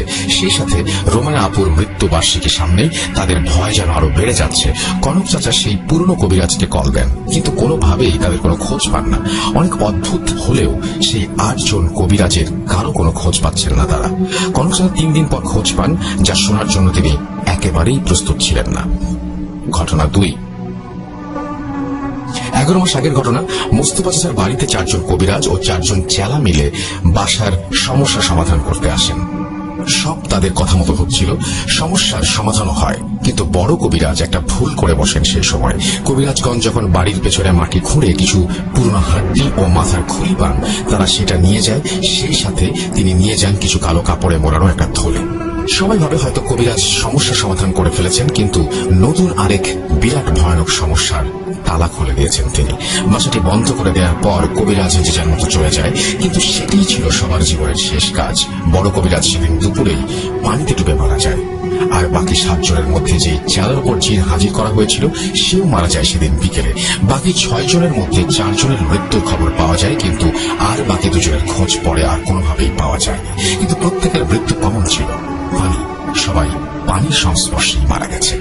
অনেক সেসব শুনতে পান আরেক কবিরাজের কাছ থেকে, যে সেই বড় কবিরাজের কাছে সেই সব বিস্তারিত তাকে জানান। কনক চাচা তার বর্তমান সমস্যার জন্য সাহায্য চাইলে কবিরাজ সরাসরি মানা করে দেন আর বলেন এই ভয়ানক কাজের মধ্যে না জড়াতে।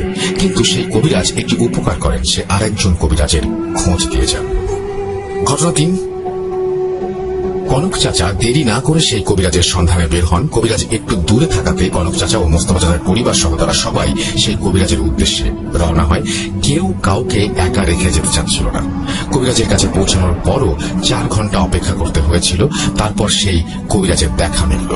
কবিরাজ 2 মিনিট চুপ থাকার পর বললেন, আপনাদের অবস্থা খারাপ, অনেক ভয়ানক কালো শক্তি আপনাদের পেছনে লেগে আছে। আপনাদের সাথে যারা যারা যুক্ত হবে তাদেরও বিরাট ক্ষতি হবে। কবিরাজ 2 দিন সময় চান আর বলেন সে নিজেই নারায়ণগঞ্জ এসে তাদের সাথে দেখা করবে। 2 দিন পর কবিরাজ আসতে পারেন না, কয়েকদিন পরে তিনি আসেন। কবিরাজ যা বলেন, আপনাদের এখন 2টি বিপদ। 2টি বিপদের একটি হলো আপনাদের সেই পুরনো বাসায় বেশ কিছু কালো জাদুর অংশ বিশেষ ছিল, যা সেখান থেকে তুলে ফেলা হয়েছে। সেখানে যারা আগে কালো জাদু করত সেটি ছিল তাদের জন্য অনেক মূল্যবান। সে সাথে তাদের কাজের বাধা সৃষ্টি করা হয়েছে, তাই প্রতিশোধ তারা নেবেই, যেভাবেই হোক নেবেই। দ্বিতীয় বিপদ, সেই বাড়িতে অনেক জিনের বসবাস, তাদের স্বাভাবিক জীবনে অনেক সমস্যার সৃষ্টি করেছেন আপনারা, যার কারণে তারা অনেক ক্ষেপে আছে। সুযোগ পেলেই আপনাদের এবং সেই এলাকার মানুষদের উপর হামলা করবে।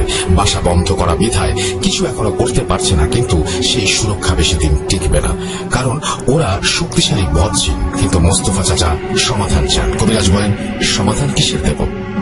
আপনাদের এই বাসা বন্ধ করে দিলেও আপনারা বাইরেও যাবেন, আর আপনাদের শরীর বন্ধ করলেও ওরা তো এতই শক্তিশালী যে তাবিজ কোনো কাজেই আসবে না। কিভাবে সমাধান দেব? সমস্যা তো অনেক জায়গায়। কবিরাজ তবুও বাসা বন্ধ করে দেন আর প্রত্যেককে একটা করে তাবিজ দিয়ে বলেন কোনোভাবেই এই তাবিজ যেন কেউ না খোলে, আর বাসার দরজার পাপোশের নিচে লাল কাপড় দেন। বলে যান এই কাপড় যেন সবসময় ঠিকঠাক থাকে, পাপোশ পরিষ্কার করা হলেও রাতে যেন অবশ্যই আবার জায়গা মতো রাখা হয়। রোমান ভাইয়ের ভয় আর আতঙ্ক যেন ক্রমশ বাড়তে থাকে।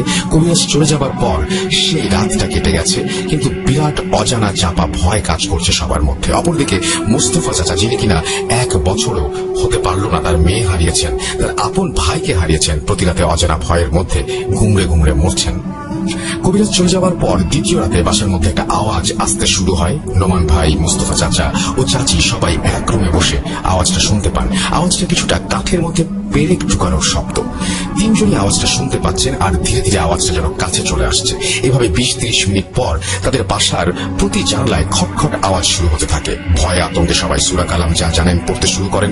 বাসার লাইট জ্বালানো, তবু এই পরিবেশ এতটাই ভয়ানক হয়ে উঠেছে যে কারো শরীর কাঁটা দেবে।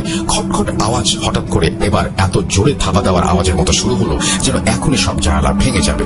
প্রতি রুম থেকে বিকট জানালায় বাড়ি মারার শব্দ আসছে। বাইরে মনে হচ্ছে যেন হাজারো কুকুর একসাথে বাসার চারিদিকে গোল হয়ে চিৎকার করে কান্না করছে, আর সেই সাথে জানালার বিকট শব্দ হচ্ছে। তাদের সবার মনে আসা একটাই, হয়তো আজান দিলে সব ঠিক হয়ে যাবে। আর সেটাই হলো। কিছুক্ষণ পর ফজরের আজান হলো, আর সব আগের মতো স্বাভাবিক। তিনজনের জানে যেন পানি এলো। মুস্তফা চাচা এবার সকাল সকাল সবাইকে নিয়ে চলে গেল আরেক কবিরাজের কাছে। কবিরাজের কাছে যেতে যেতে বিকাল। কবিরাজ সব শুনে তাদের জানায় কাল রাতে ওরা সব প্রতিশোধ নিতে এসেছিল। হয়তো আপনারা কেউ বেঁচে থাকতেন না, বাসা বন্ধ আর তাবিজ ছিল বলে হয়তো বেঁচে গেছেন, কিন্তু এই সুরক্ষা বেশি দিন টিকে থাকবে বলে মনে হচ্ছে না। মুস্তফা চাচা এবার কান্নায় ভেঙে পড়লেন। সে শুধু শান্তি চায়। কবিরাজ 4 বোতল পানি ভরে দেন। এই পানি ঘুমানোর আগে বাসার প্রত্যেক কোণায় ছিটিয়ে দিতে বলেন। কয়েকটা ছোট প্লেটে লাল কালি লিখে দিয়ে বলেন এই প্লেটে কিছু খাবার রেখে দেবেন প্রতি রাতে। প্রতিটা প্লেটে খাবারের পরিমাণ সমান দিবেন, কোনোটাই যেন কম বেশি না হয়। আর সেই খাবারে দেবেন যেটি আপনারা রাতের বেলা খেয়েছেন। প্লেট সেভাবেই সাজাবেন যেভাবে একজন অতিথিকে আপনারা খেতে দেন। প্লেটগুলো রাতে এমন ভাবে রাখবেন যখন সবাই ঘুমিয়ে যায়, অর্থাৎ মাঝরাতে সদর দরজার সামনে রেখে দেবেন। কাজটা অবশ্যই পুরুষ কেউ করবে। আর সর্বশেষে কিছু কাঠ জাতীয় জিনিস দেবেন যা পুড়িয়ে ধোঁয়া সৃষ্টি হবে। এর মধ্যে কিছু সরিষা দানা দিয়ে পুরো ঘরে ধোঁয়া ছড়িয়ে দিতে হবে।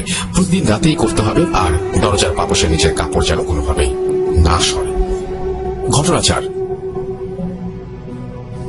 প্রথম রাত কাঠ পোড়ানো, পানি ছিটানো সব কাজ শেষ করে এবার বাসার দরজার সামনে খাবারের 7টা প্লেট সাজিয়ে রাখা হলো। কাজটা মুস্তফা চাচা করতে চাইলেন। রাত 2টার সময় দরজা খুলে 7টা প্লেট সুন্দরভাবে সাজিয়ে রেখে দেন। সেদিন রাতে কোনো সমস্যা দেখা দেয়নি। সকালবেলা আজানের পর যখন তারা প্লেট নিতে দরজা খুললো, দেখলো প্লেট একটাও নেই। তারা প্লেটগুলো রান্নাঘরে সম্পূর্ণ ধোয়া অবস্থায় পান। দ্বিতীয় রাত ঠিক আগের মতো সব কাজ ঠিকঠাক মতো হয়েছে, কোনো সমস্যা হয়নি। এভাবে তৃতীয়, চতুর্থ, পঞ্চম, ষষ্ঠতম রাত কেটে যায় ঝামেলাহীন ভাবে। সপ্তম রাত পানি ছিটানো, কাঠ পোড়ানো শেষে এবার মুস্তফা চাচার শেষ কাজ দরজার সামনে খাবার রেখে আসা। মুস্তফা চাচা ঠিক আগের মতোই সবগুলো প্লেট বাইরে রেখে যান। মুস্তফা চাচার প্লেট রাখার পর ঘরে ঢুকবেন, ঠিক তখনই ঘাড় ঘুরিয়ে একটু দেখেন 6-7 জন দানব আকৃতির লোক হাঁটু গেড়ে বসে আছেন। তাদের চেহারা বিভৎস রকমের বাজে। মুস্তফা চাচা এটা দেখার পর কিছু বুঝে ওঠার আগে সেই দানবগুলো মুস্তফা চাচার গলা একজন চেপে ধরে শক্ত করে, সেই অবয়ব গলা চেপে ধরে রেখেছে। তার চোখ দিয়ে যেন আগুন বের হচ্ছে। মুস্তফা চাচা বাঁচার জন্য সর্বোচ্চ চেষ্টা করে যাচ্ছেন। চাচি চাচার দেরি দেখে দরজা খুলে দেখেন মুস্তফা চাচা অজ্ঞান হয়ে পড়ে আছেন। আশেপাশে কোনো প্লেট কিছুই নেই। মুস্তফা চাচাকে ঘরে আনা হয়। ঘটনা 5। মুস্তফা চাচার অবস্থা দেখে সেদিন সকালে কনক চাচা কবিরাজকে আসার জন্য জোর করেন। দুপুরের পর কবিরাজ আসেন, সব শোনেন। কবিরাজ বলেন গতকাল রাতে যে প্লেটগুলোতে খাবার দেওয়া হয়েছিল সেটার ওপর লাল কালির লেখা উঠে আছে, যার কারণে ওদের ওপর সেটি আর কাজে দেয়নি, বরং ওরা সুযোগ পেয়ে হামলা করেছে। কবিরাজ শেষে বলেন এবার হয়তো আমার বাঁচাও অনিশ্চিত, তবু আপনাদের জন্য পুরো সহযোগিতা করব। কবিরাজ আবার নতুন করে পাড়ি দিয়ে যান। রাতের বেলা মোস্তফা চাচার প্রচন্ড জ্বর আসে, আর বাসাতে কনক চাচাও ছিলেন।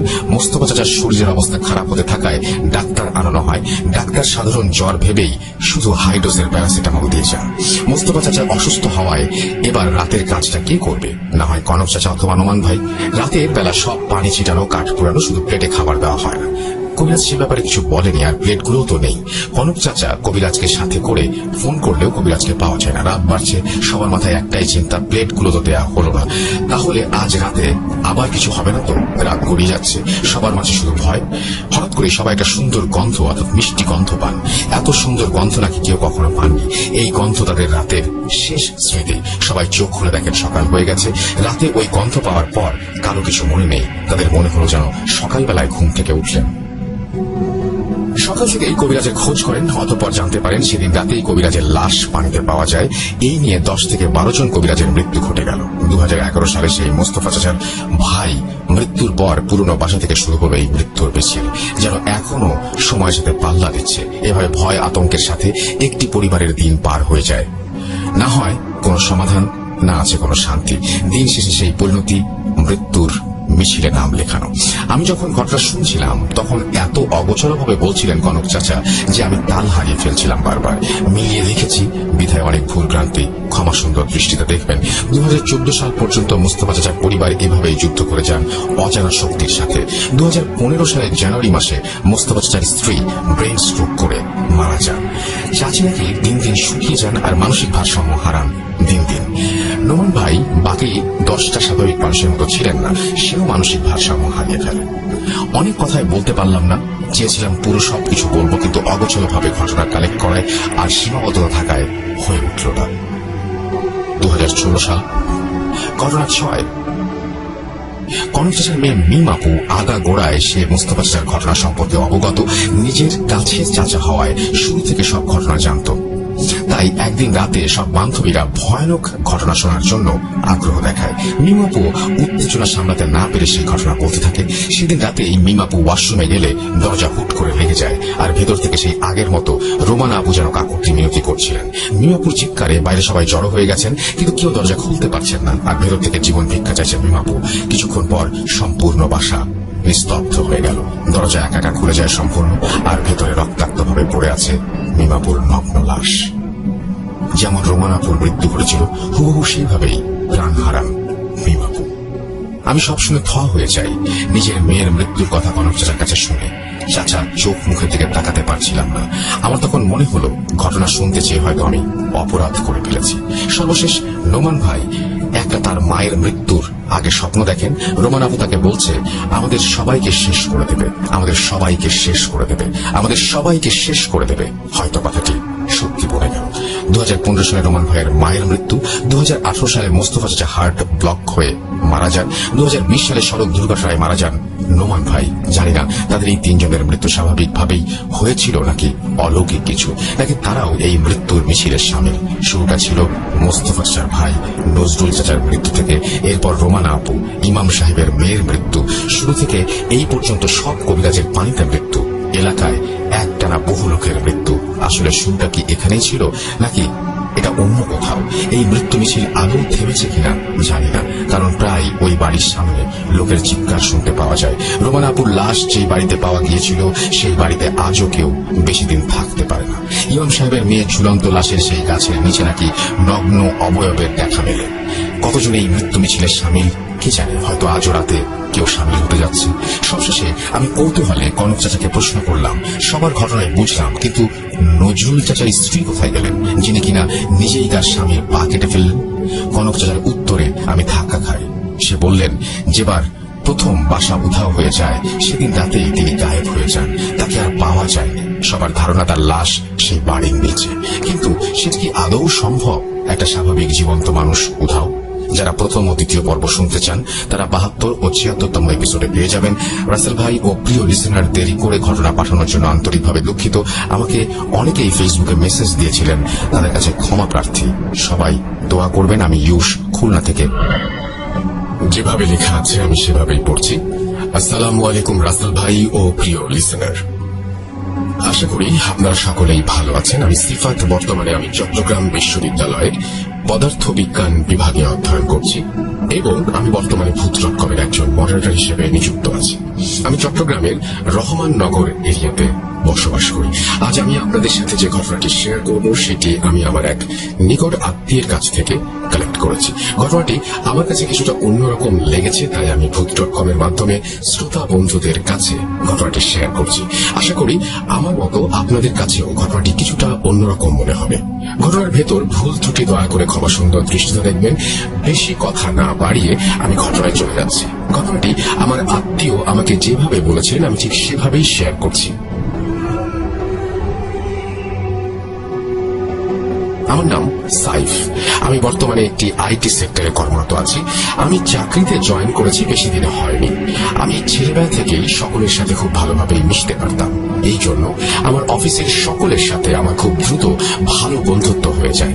আমাদের আইটি সেক্টরে আমার এক কলিগ ছিল, তার নাম আরিফ। আরিফ খুবই শান্ত স্বভাবের ছেলে ছিল এবং অফিসের কারো সাথে তেমন কোনো কথা বলতো না। আমি অফিসে গিয়ে দেখতাম সে সবার আগে অফিসে চলে এসেছে এবং সে তার ডেস্কে বসে কাজ করছে এবং কাজ শেষে কারোর সাথে কথা না বলে অফিস থেকে একাই নিচে চলে যেত।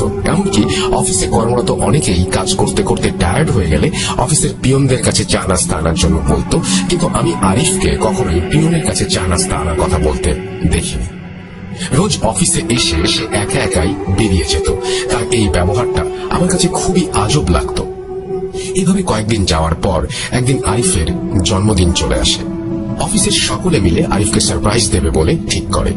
আরিফকে সারপ্রাইজ দেওয়ার জন্য আমি সহ অফিসের অনেকেই আরিফ অফিসে আসার আগেই তার জন্মদিন উপলক্ষে কেক নিয়ে আসি এবং আরিফ অফিসে আসলে সবাই তাকে চমকে দেওয়ার জন্য তার সামনে কেক নিয়ে হাজির হয়। আমরা সকলেই তাকে নানা ধরনের জিনিসপত্র উপহার দিতে থাকি, কিন্তু আরিফ কোনো কিছুই নিচ্ছিল না আর কোনো কথাও বলছিল না। তার চেহারা দেখে মনে হচ্ছিল সে খুবই বিরক্ত হচ্ছে। সেদিন সে আমাদের আনা কেকটা কাটেনি এবং কারো সাথে কোনো কথা না বলে নিজের মনে কাজ করতে বসে যায় এবং কাজ শেষ হলে সে যথারীতি নিজের মতোই বাড়ি চলে যায়। তার এরকম আচরণে অফিসের সকলে খুবই মনক্ষুণ্ণ হয়।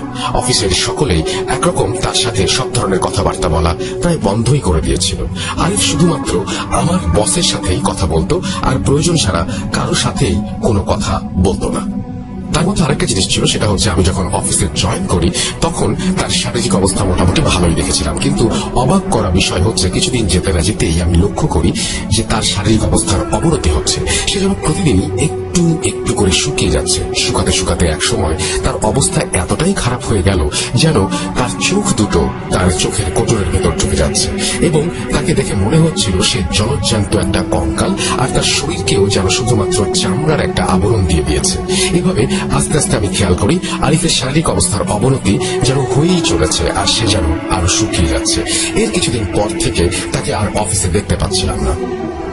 প্রায় এক সপ্তাহ পর তার ডেস্কে নতুন একজনকে জয়েন করতে দেখে আমার আরিফের কথা মনে পড়তে থাকে, কিন্তু অফিসের আর কেউই তার ব্যাপারে কখনোই খোঁজ নেওয়ার চেষ্টা করেনি। আর সে চলে গেছে এই জন্য অনেকেই খুশি হয়েছিল, কারণ এরকম আনসোশ্যাল লোককে কেউ পছন্দ করতো না। কিন্তু কিছুদিন আগে আমি আরিফের যে খারাপ শারীরিক অবস্থা দেখেছিলাম সেজন্য আমার তার প্রতি কিছুটা মায়া কাজ করছিল।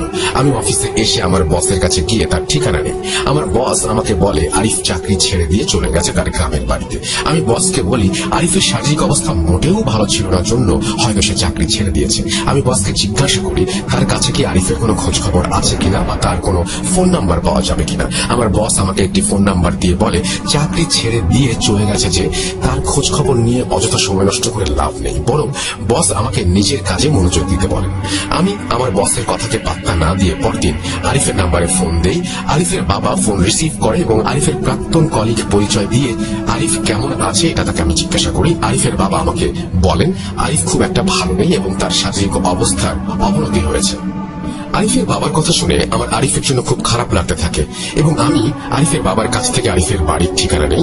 আমি মনে মনে ঠিক করি অফিস থেকে 2 দিনের ছুটি নিয়ে আরিফের বাড়িতে গিয়ে আমি আরিফকে একবার দেখে আসবো। যথারীতি আমি অফিসে গিয়ে বসের কাছে 2 দিনের ছুটির আবেদন পেশ করি। আমি রেগুলার অফিস করতাম, তাই আমার বস আমাকে খুব সহজেই 2 দিনের ছুটি দিয়ে দিলেন। আরিফ যে গ্রামে থাকে সেই গ্রাম আমাদের শহর থেকে খুব বেশি দূরে ছিল না। আমাদের শহরের পাশেই ছিল আরিফের গ্রাম। আমি একটা সিএনজি ভাড়া করি এবং সিএনজি নিয়ে আরিফের বাড়িতে যেতে যেতে প্রায় 30 থেকে 35 মিনিট সময় লেগেছিল। আরিফের গ্রামে গিয়ে আমি আরিফের নম্বরে ফোন দিলে আরিফের বাবা আসেন এবং তিনি এসে আমাকে তার বাড়িতে নিয়ে যান। আরিফের বাড়িতে গিয়ে আমি আরিফকে দেখে যেন নিজের চোখকে বিশ্বাস করতে পারছিলাম না। আমি দেখি বিছানার মধ্যে পড়ে আছে আরিফের কঙ্কাল সার দেহটি। হাড্ডিসার আরিফকে দেখে আমি প্রচন্ড চমকে উঠি, কেননা কয়েকদিনের ব্যবধানে কারো শারীরিক অবস্থার এতটা অবনতি হতে পারে আমি কখনো ভাবতেও পারিনি। আরিফের শরীরের প্রত্যেকটি হাড় যেন দেখা যাচ্ছিল এবং তার মুখ দেখে মনে হচ্ছিল যেন সে শুধুমাত্র একটা কঙ্কাল। আরিফ আর কোন কঙ্কালের মধ্যে পার্থক্য একটাই ছিল, তা হলো সাধারণ কোন কঙ্কালের জীবন থাকে না, কিন্তু আরিফ তখনও জীবন্ত কঙ্কাল। আমি আরিফের কাছে গিয়ে বসি এবং তার সাথে কথা বলার চেষ্টা করি, কিন্তু আরিফ আমার কোনো কথাই উত্তর দেয় না। এরপর আরিফের বাবাকে গিয়ে জিজ্ঞাসা করি আরিফের এরকম অবস্থা কিভাবে হলো আর ওর কোনো ধরনের রোগ আছে কিনা, যদি কোনো রোগ থাকে তাহলে তার চিকিৎসা করানো হয়েছে কিনা। আমার কথা শুনে আরিফের বাবা বলেন তারা অনেক ডাক্তার দেখিয়েছেন, কিন্তু সব ডাক্তারের কাছে আরিফের সকল রিপোর্ট খুব স্বাভাবিক আসে এবং তার কোনো রোগ আছে কিনা সেটা কেউ বলতে পারে না এবং কোথাও তার কোনো রোগ ধরাও পড়ে না। আরিফের বাবা বলেন ছেলের রিপোর্ট এক ডাক্তারের কাছ থেকে অন্য ডাক্তারের কাছে দেখানোর পর ডাক্তাররা যখন আরিফকে দেখতে আসে তখন ডাক্তার চমকে ওঠে আর বলে আমরা কি ডাক্তারকে বিছানায় পড়ে থাকা এই মানুষটির রিপোর্ট দেখিয়েছিলাম কিনা। আমরা সম্মতি দিলে ডাক্তার বলে তার এখানে আর কিছুই করার নেই, কেন রিপোর্টটি সম্পূর্ণ নর্মাল থাকার পরও কেন এমন হচ্ছে এই বিষয়ে তার কোনো ধারণা নেই। এরপর আরিফের বাবা বলেন ডাক্তার দেখাতে যখন কোনো লাভ হচ্ছিল না তখন তারা আরিফকে জিজ্ঞাসা করেন তার সাথে কি কোনো ধরনের খারাপ কিছু হয়েছিল কিনা। আরিফের বাবার এই প্রশ্ন শুনে আরিফ তার বাবাকে কিছুই বলে না। আরিফের বাবার কথা শুনে আমার আরিফের উপর কিছুটা রাগ হয়, কেননা তার কথা না বলা আমাকে একরকম বিস্মিয়ে তুলেছিল। আর আমি একরকম রাগ করে আরিফের কাছে গিয়ে বলতে থাকি আপনার কি হয়েছে, আপনি আমাকে বলেন, আপনি যদি কিছু না বলেন তাহলে আপনার বাবা মা আপনার চিকিৎসা করাবেন কিভাবে। আরিফ আমার কথা শুনে কান্না করতে শুরু করে, যা দেখে আমি অনেক অবাক হই। সে আমাকে জড়িয়ে ধরে সবকিছু বিস্তারিত বলতে থাকে। ঘটনার বাকি অংশ আরিফের মতো করে বলছি।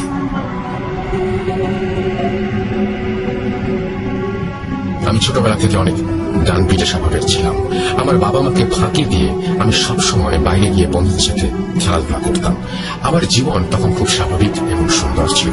আমি সব সময় রাতের বেলা বাবা মায়ের চোখ ফাঁকি দিয়ে সারা গ্রাম ঘুরে বেড়াতাম, কেননা আমার মনে কখনো কোনো ভয় কাজ করে। আস্তে আস্তে আমি যখন একটু বড় হই তখন আমার কাছে মনে হতো আমার থেকে সাহসী কেউ হয়তোবা আমাদের এই গ্রামে নেই। আমি সব সময় বন্ধুদের কাছে নিজের সাহসিকতার পরিচয় দেওয়ার জন্য অপেক্ষা করতাম। মাঝে মাঝে আমি তাদেরকে বলতাম আমাকে এমন কিছু কাজ দিতে যা করে দিতে পারলে তারা আমাকে সাহসী বলে মেনে নেবে। আমার বন্ধুরা আমার পাগলামি দেখে হাসতো আর বলতো সাহসীরা কখনো নিজের ঢোল নিজে পেটান না। এই কথা শুনে আমার প্রচন্ড রকমের রাগ ওঠে এবং আমি আমার বন্ধুদের মধ্যে থেকে এই কথাটি যে বলেছিল তাকে বলি এমন কোনো কাজ দিতে যা সাধারণ কারো পক্ষে করা অসম্ভব, আর আমি সেই কাজটিই করে দেখাবো এবং সে আমাকে সাহসী বলে মেনে নেবে। কিন্তু যদি আমি কাজটি করতে না পারি তাহলে এই গ্রামের সব থেকে ভিতর খেতাব আমি আমার নিজের মাথায় নিয়ে সকলের বাড়িতে গিয়ে গিয়ে বলে আসবো আমি এই গ্রামের সব থেকে বড় ভিতর। আমার বন্ধু আমার কথা শুনে কিছুক্ষণ চুপ করে থাকে এবং সে আমাকে সেদিন সন্ধ্যায় তার সাথে দেখা করতে বলে। আমাদের গ্রামের দক্ষিণ দিকে একটি পরিত্যক্ত কুয়া ছিল। সেই কুয়ার আশপাশ দিয়ে কেউ যেতে চাইতো না, কেননা সকলেই সেই কুয়াটাকে খুব ভয় পেত এবং সেটাকে ভুতুড়ে কুয়া বলে আখ্যায়িত করেছিল।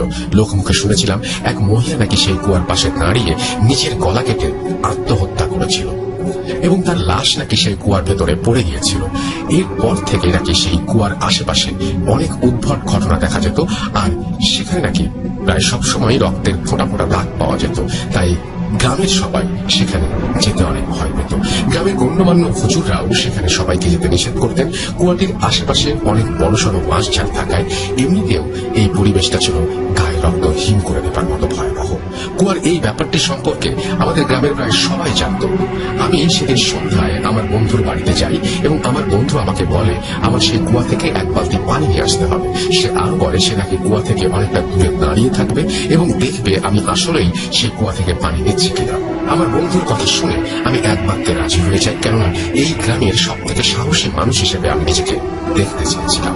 কিন্তু আমার এই ইচ্ছা যে একদিন আমার জীবনে কালো আধার নামিয়ে নিয়ে আসবে তা আমি কখনোই বুঝতে পারিনি। আমার বন্ধুর কথা মতো সেদিন রাতে আমার বাবা মা ঘুমিয়ে পড়ার পর আমি বাসা থেকে বের হয়ে আমি আমার বন্ধুর বাড়ির সামনে গিয়ে তাকে ডাকি এবং সে হাতে করে একটি বালতি এবং হাতলে বাঁধা দড়ি নিয়ে চলে আসে। আমার বন্ধু আর আমি হেঁটে হেঁটে সেই কুয়ার উদ্দেশ্যে রওনা দিই। রাস্তায় আমার বন্ধু আমাকে বারবার বলতে থাকে, এখনো সময় আছে, চাইলে আমি এই কাজ থেকে বিরত থাকতে পারি। কিন্তু আমি ছিলাম নাছোড়বান্দা। আমি আমার সিদ্ধান্তে অনড় ছিলাম, কেননা আমি যেভাবেই হোক আমার বন্ধুর কাছে নিজেকে প্রমাণ করতে চেয়েছিলাম। তাই আমি আমার বন্ধুকে চুপ থাকতে বলি। এক সময় আমরা সেই পরিত্যক্ত কুয়ার সামনে গিয়ে পৌঁছাই। যখন আমি কুয়ার কাছে আসি, তখন আমার বন্ধুর মধ্যে আজব এক ধরনের ভয় লক্ষ্য করি। কুয়াটি আমার বন্ধুর থেকে অনেক দূরে ছিল, কিন্তু সে কুয়াটি দেখে বারবার কেমন আঁতকে উঠছিল এবং আমাকে বারবার যেতে নিষেধ করছিল। কিন্তু আমি একরকম জেদ করে তার হাত থেকে বালতিটি নিয়ে কুয়ার কাছে যাই। তখন আমিও মনে মনে কিছুটা ভয় অনুভব করছিলাম। কুয়ার কাছে আমি যখন যাই এবং গিয়ে বালতিটি কুয়ার ভেতরে নিক্ষেপ করি, হালকা চাঁদের আলোতে আমি কুয়ার ভেতর পানি টলমল করতে দেখেছিলাম। কিন্তু অবাক করা ব্যাপার হলো, আমি যখন বালতিতে পানি ভরিয়ে সেটি উপরে তুলে আনি, তখন দেখি বালতির ভেতর পানির বদলে উঠে এসেছে তাজা রক্ত। সেই রক্ত দেখে আমি ভয়ে বালতিটি ছুঁড়ে কুয়ার ভেতরে ফেলে দিই। কিন্তু পরক্ষণেই আবার নিজেকে সাহসী প্রমাণ করার জন্য আমি এই সব কিছুকে মনের ভুল ভেবে বালতিটি আবার তুলে নিয়ে আসি এবং এবারও আমি আগের মতোই দেখতে পাই বালতির তাজা রক্ত। এবার আমি সত্যি সত্যি ভয় পেয়ে যাই এবং কুয়ার ভেতর থেকে চাপার স্বরে কয়েকটা আওয়াজ শুনতে পাই। পরক্ষণেই মনে হলো কেউ যেন আমার কানের কাছে ফিসফিস করে বলছে, পারবি না, এখান থেকে কিছুই নিয়ে যেতে পারবি না, নিজের জীবনটাও নিয়ে যেতে পারবি না, পারবি না, পারবি না। এই কথা শুনে আমি আল্লাহর নাম নিয়ে এক দৌড়ে কুয়ার কাছ থেকে চলে আসার সময় একটি ইটের সাথে হোঁচট খেয়ে মাটিতে পড়ে যাই। মাটিতে পড়ে যাওয়ার পর আমার হাত অনেকটা কেটে যায় এবং প্রচুর রক্ত পড়তে থাকে। আমার বন্ধুর সহযোগিতায় সেদিন আমি কোনোভাবে জীবন নিয়ে বাসায় ফিরে আসি। কিন্তু বাসায় সব জানলে অনেক বকা খাবো জন্য আমি বাসায় এসে গামছা ছেড়ে আমার হাত বেঁধে নিই এবং আমার মা যখন আমাকে জিজ্ঞেস করে আমার হাতে কি হয়েছে, তখন আমি আমার মাকে বলি, রাতের বেলা বাথরুমে যাওয়ার সময় পড়ে গিয়েছিলাম, তাই হাত কেটে গেছে। এর কিছুদিন পরে লেখাপড়ার উদ্দেশ্যে আমি শহরে চলে আসি। সবকিছু স্বাভাবিক ও ঠিকঠাক চলছিল। তখন আস্তে আস্তে আমি সেই ঘটনাটিকে সম্পূর্ণভাবে ভুলে যাই। লেখাপড়া শেষ করে যখন চাকরি পেলাম, তখন একবার বাড়িতে বেড়াতে এসে আমার সেই বন্ধুর সাথে আমার দেখা হয়। আমার সেই বন্ধুটি আমাকে দেখে হাসতে থাকে এবং সেদিনের কথা মনে করিয়ে দেয়। তখন আমি কৌতূহলবশত তাকে জিজ্ঞেস করি, আমি যে এতবার কুয়া থেকে বালতি ভরে রক্ত তুললাম সেটা দেখেছি কিনা। আমার বন্ধু আমার কথা শুনে হাসতে হাসতে বলে, আমি নাকি তাকে ভয় দেখানোর চেষ্টা করেছি। তখন আমি তাকে বলি, আমি তাকে কোনো ধরনের ভয় দেখানোর চেষ্টা করছি না, আমি তাকে শুধুমাত্র প্রশ্ন করছি এটা জানার জন্য যে সেদিন আমার হাতে তুলে নিয়ে আসা বালতিতে সে কোনো রক্ত দেখেছে কিনা। তখন আমার বন্ধু আমাকে বলে, কুয়ার ভেতর থেকে রক্ত আসবে কোত্থেকে, আমি পানিই দেখেছি। আমার বন্ধুর কথা শুনে আমি বেশ অবাক হয়ে যাই, কেননা আমি এত রক্ত দেখেছিলাম কিন্তু আমার বন্ধু কিছুই দেখলো না। এইটা কিভাবে সম্ভব? আগ্রহবশত সেদিন আমি সেই কুয়ার সামনে গিয়ে কুয়ার ভেতরে পানি দেখা যাচ্ছে এবং সেখানে পড়ে থাকা একটি বালতি তুলে দেখি কুয়ার ভেতর থেকে পানি উঠে আসছে। কোন রক্ত সেদিন আমি দেখতে পাইনি। মনের ভুল ভেবে সব চিন্তা ভাবনা বাদ দিয়ে আমি সেদিন বাসায় চলে আসি। কিন্তু সেদিন বাসায় আসার পর আমি সকালে ঘুম থেকে উঠে লক্ষ্য করি, রাতের বেলা আমি ঘুমানোর পর সকালের ঘুম থেকে উঠে আমার সারা শরীর প্রচন্ড দুর্বল অনুভব করতে থাকি। আমি ভাবি হয়তোবা অফিস শেষ করে জার্নি করে বাড়িতে এসেছি, তাই এরকম হচ্ছে। আমি ব্যাপারটাকে খুব একটা পাত্তা দিই না এবং ভাবি হয়তোবা আগামীকাল সবকিছু ঠিক হয়ে যাবে। কিন্তু এর পরদিন আমার শরীর আরো বেশি দুর্বল হয়ে পড়ে। বাসায় আমার মা আমার জন্য গরুর মাংস, মুরগির মাংস সহ নানা পদের মাছ রান্না করে আমাকে খাওয়ানোর পরও আমি দুর্বল হয়ে যাচ্ছিলাম এবং কেন দুর্বল হচ্ছিলাম সেটা আমার মাথায় আসছিল না। আমি ভাবি কাজ করে অভ্যাস, তাই বাড়িতে আসার কারণে শুয়ে বসে আছি, এই জন্যই হয়তো এরকম লাগছে। কর্মক্ষেত্রে ফিরে গেলে সব ঠিক হয়ে যাবে ভেবে আমি সেদিন আমার কর্মক্ষেত্রের উদ্দেশ্যে রওনা দিই। শহরে আমি কয়েকজনের সাথে একটি ফ্ল্যাট শেয়ার করে থাকতাম। ফ্ল্যাটে ফিরে এসে আমি রাতের খাবার খাই এবং আমার সারা শরীর অনেক দুর্বল হয়ে যাচ্ছিল। কারোর সাথে দেখা না করে আমি ঘুমিয়ে পড়ি। পরদিন সকালে আমার ফ্ল্যাটের অন্য সদস্যরা আমাকে দেখে চমকে যায় এবং বলে আমি নাকি অনেক শুকিয়ে গিয়েছি। আমি তাদের কথা শুনে অবাক হইনি, কারণ আমার নিজের কাছেও এমনটাই মনে হচ্ছিল। সেদিন অফিসে যাওয়ার আগে রাস্তায় নিজের ওজন মেপে দেখে আমি আঁতকে উঠি। আমার ওজন ছিল 81 কেজি, আর 3 দিন বাড়ি থেকে ভালো মন্দ খাওয়ার পর যেখানে আমার ওজন বাড়ার কথা সেখানে 74 কেজি নেমে এসেছিল। 3 দিনে 7 কেজি কমে যাওয়াটা আমার কাছে কিছুতেই বিশ্বাসযোগ্য মনে হচ্ছিল না। সেদিন অফিস শেষে আমি ডাক্তারের কাছে যাই এবং আমার সকল সমস্যার কথা ডাক্তারকে জানাই। ডাক্তার আমাকে কিছু টেস্ট দেন এবং আগামীকাল তার সাথে দেখা করতে বলেন। টেস্ট করানো শেষ হলে আমি পরদিন টেস্টের রিপোর্ট নিয়ে ডাক্তারের কাছে যাই এবং ডাক্তার আমার টেস্ট দেখে বলেন তিনি কোনো সমস্যা খুঁজে পাচ্ছেন না। তিনি আমাকে বলেন হয়তো আমার শরীরে রক্ত রক্তশূন্যতা হয়েছে, তাই তিনি আমাকে বেশি করে শাকসবজি, ভিটামিন এ এবং গরুর কলিজা খাওয়ার উপদেশ দেন এবং বলেন এতে হয়তোবা আমি উপকার পাবো। সেদিন বাড়ি ফেরার পথে আমি কিছু শাকসবজি, ফলমূল ও কয়েক কেজি গরুর কলিজা কিনে বাসায় আসি এবং বাড়িতে এসে নিজেই সেটা রান্না করি এবং রাতের বেলা আমি গরুর কলিজা দিয়ে ভাত খেয়ে শুয়ে পড়ি। কিন্তু পরদিন সকালেও আমার শরীরে সেই দুর্বলতা অনুভব হচ্ছিল। সেদিন আমার শরীর এতটাই দুর্বল ছিল যে আমি সেদিন অফিসে যাইনি। সেদিন সারাদিন আমি ঘুমিয়ে কাটিয়ে দেই। রাতের বেলা আমার ফ্ল্যাটের একজন সদস্য আমার রুমে আসে এবং বলে রাতের বেলা আমার রুম থেকে অদ্ভুত কিছু আওয়াজ শুনতে পাচ্ছে। আমি বাড়ি থেকে ফিরে আসার পর থেকে এমনটা হচ্ছে। আমি তাকে বলি আমি রাতের বেলায় ঘুমিয়ে থাকি, আর কোনো আওয়াজ হওয়ার কথা না এবং আমি কখনো খেয়াল করিনি। কিন্তু আমার ফ্ল্যাটমেট বারবারই বলছিল সে নিজে এবং কয়েকজন মিলে সেই আওয়াজ শুনেছে, কিন্তু দরজা বন্ধ থাকায় তারা কিছু দেখতে পারেনি। আমি কিরকম আওয়াজ শুনেছে জিজ্ঞাসা করলে তারা বলে আওয়াজটা কেমন যেন হাসির মতো একটা আওয়াজ। আমার ফ্ল্যাটমেটের কথা শুনে আমি কিছু অবাক হই এবং রাতের বেলা রুমে কি হচ্ছে সেটা জানার সিদ্ধান্ত নিই। আমি মনে মনে ভাবতে থাকি যদি আমি জানতে পারি আমার সাথে কি হচ্ছে তাহলে হয়তোবা শরীরের দুর্বলতার কারণ আমি বের করতে পারবো। যেই ভাবা সেই কাজ। সেদিন রাতের বেলা আমি আমার ফ্ল্যাটমেটকে দিয়ে দোকান থেকে অনেক কফি এবং চা পাতার প্যাকেট কিনে আনি। রাতের বেলা আমি কিছুতেই ঘুমাবোর জন্য সারা রাত ধরে চা খাই এবং টিভি দেখি, কিন্তু রাত 3টার পর আমার শরীর এতটাই দুর্বল হয়ে পড়ে যে আমার চোখে প্রচন্ড ঘুম আসে। অন্য কিছু চিন্তা না করে আমি নিজের বিছানায় গিয়ে শুয়ে পড়ি। কিছুক্ষণ পর আমি লক্ষ্য করি আমার রুমের জানালা দিয়ে ঠান্ডা বাতাস রুমে প্রবেশ করলো, কিন্তু সেই সময়টা ছিল বৈশাখ মাস এবং প্রচন্ড গরম পড়েছিল। তখন হুট করে ঠান্ডা বাতাস কোথা থেকে আসবে এই চিন্তায় আমি জানালার বাইরে তাকিয়ে থাকি বাইরে বাতাস হচ্ছে কিনা দেখার জন্য, কিন্তু আমি বাইরে তাকিয়ে দেখি গাছের একটা পাতাও নড়ছে না। এসব দেখতে দেখতে কখন যে আমি তন্দ্রাচ্ছন্ন হয়ে পড়ি। কিছুক্ষণ পর তন্দ্রাচ্ছন্ন অবস্থায় আমার মনে হতে থাকে রুমে কেউ যেন আছে এবং কেমন একটা যেন আওয়াজ হচ্ছে আমার রুম থেকে। আমি সাথে সাথে চোখ খুলি এবং যা দেখি তা দেখার পর আমার শরীর রক্ত হিম হয়ে গিয়েছিল। আমি দেখি একটা নারী অবয়ব আমার পায়ের কাছে বসে আছে এবং আমার পায়ে তার দাঁত বসিয়ে আমার শরীর থেকে রক্ত চুষে খাচ্ছে। তার চেহারা অনেক ভয়ঙ্কর, তার দাঁতগুলো ছিল সূচালো আর ছিল ময়লা চটপাকানো চুল। তার দিকে চোখ পড়তেই সে আমার দিকে কুৎসিত একটা হাসি দেয়।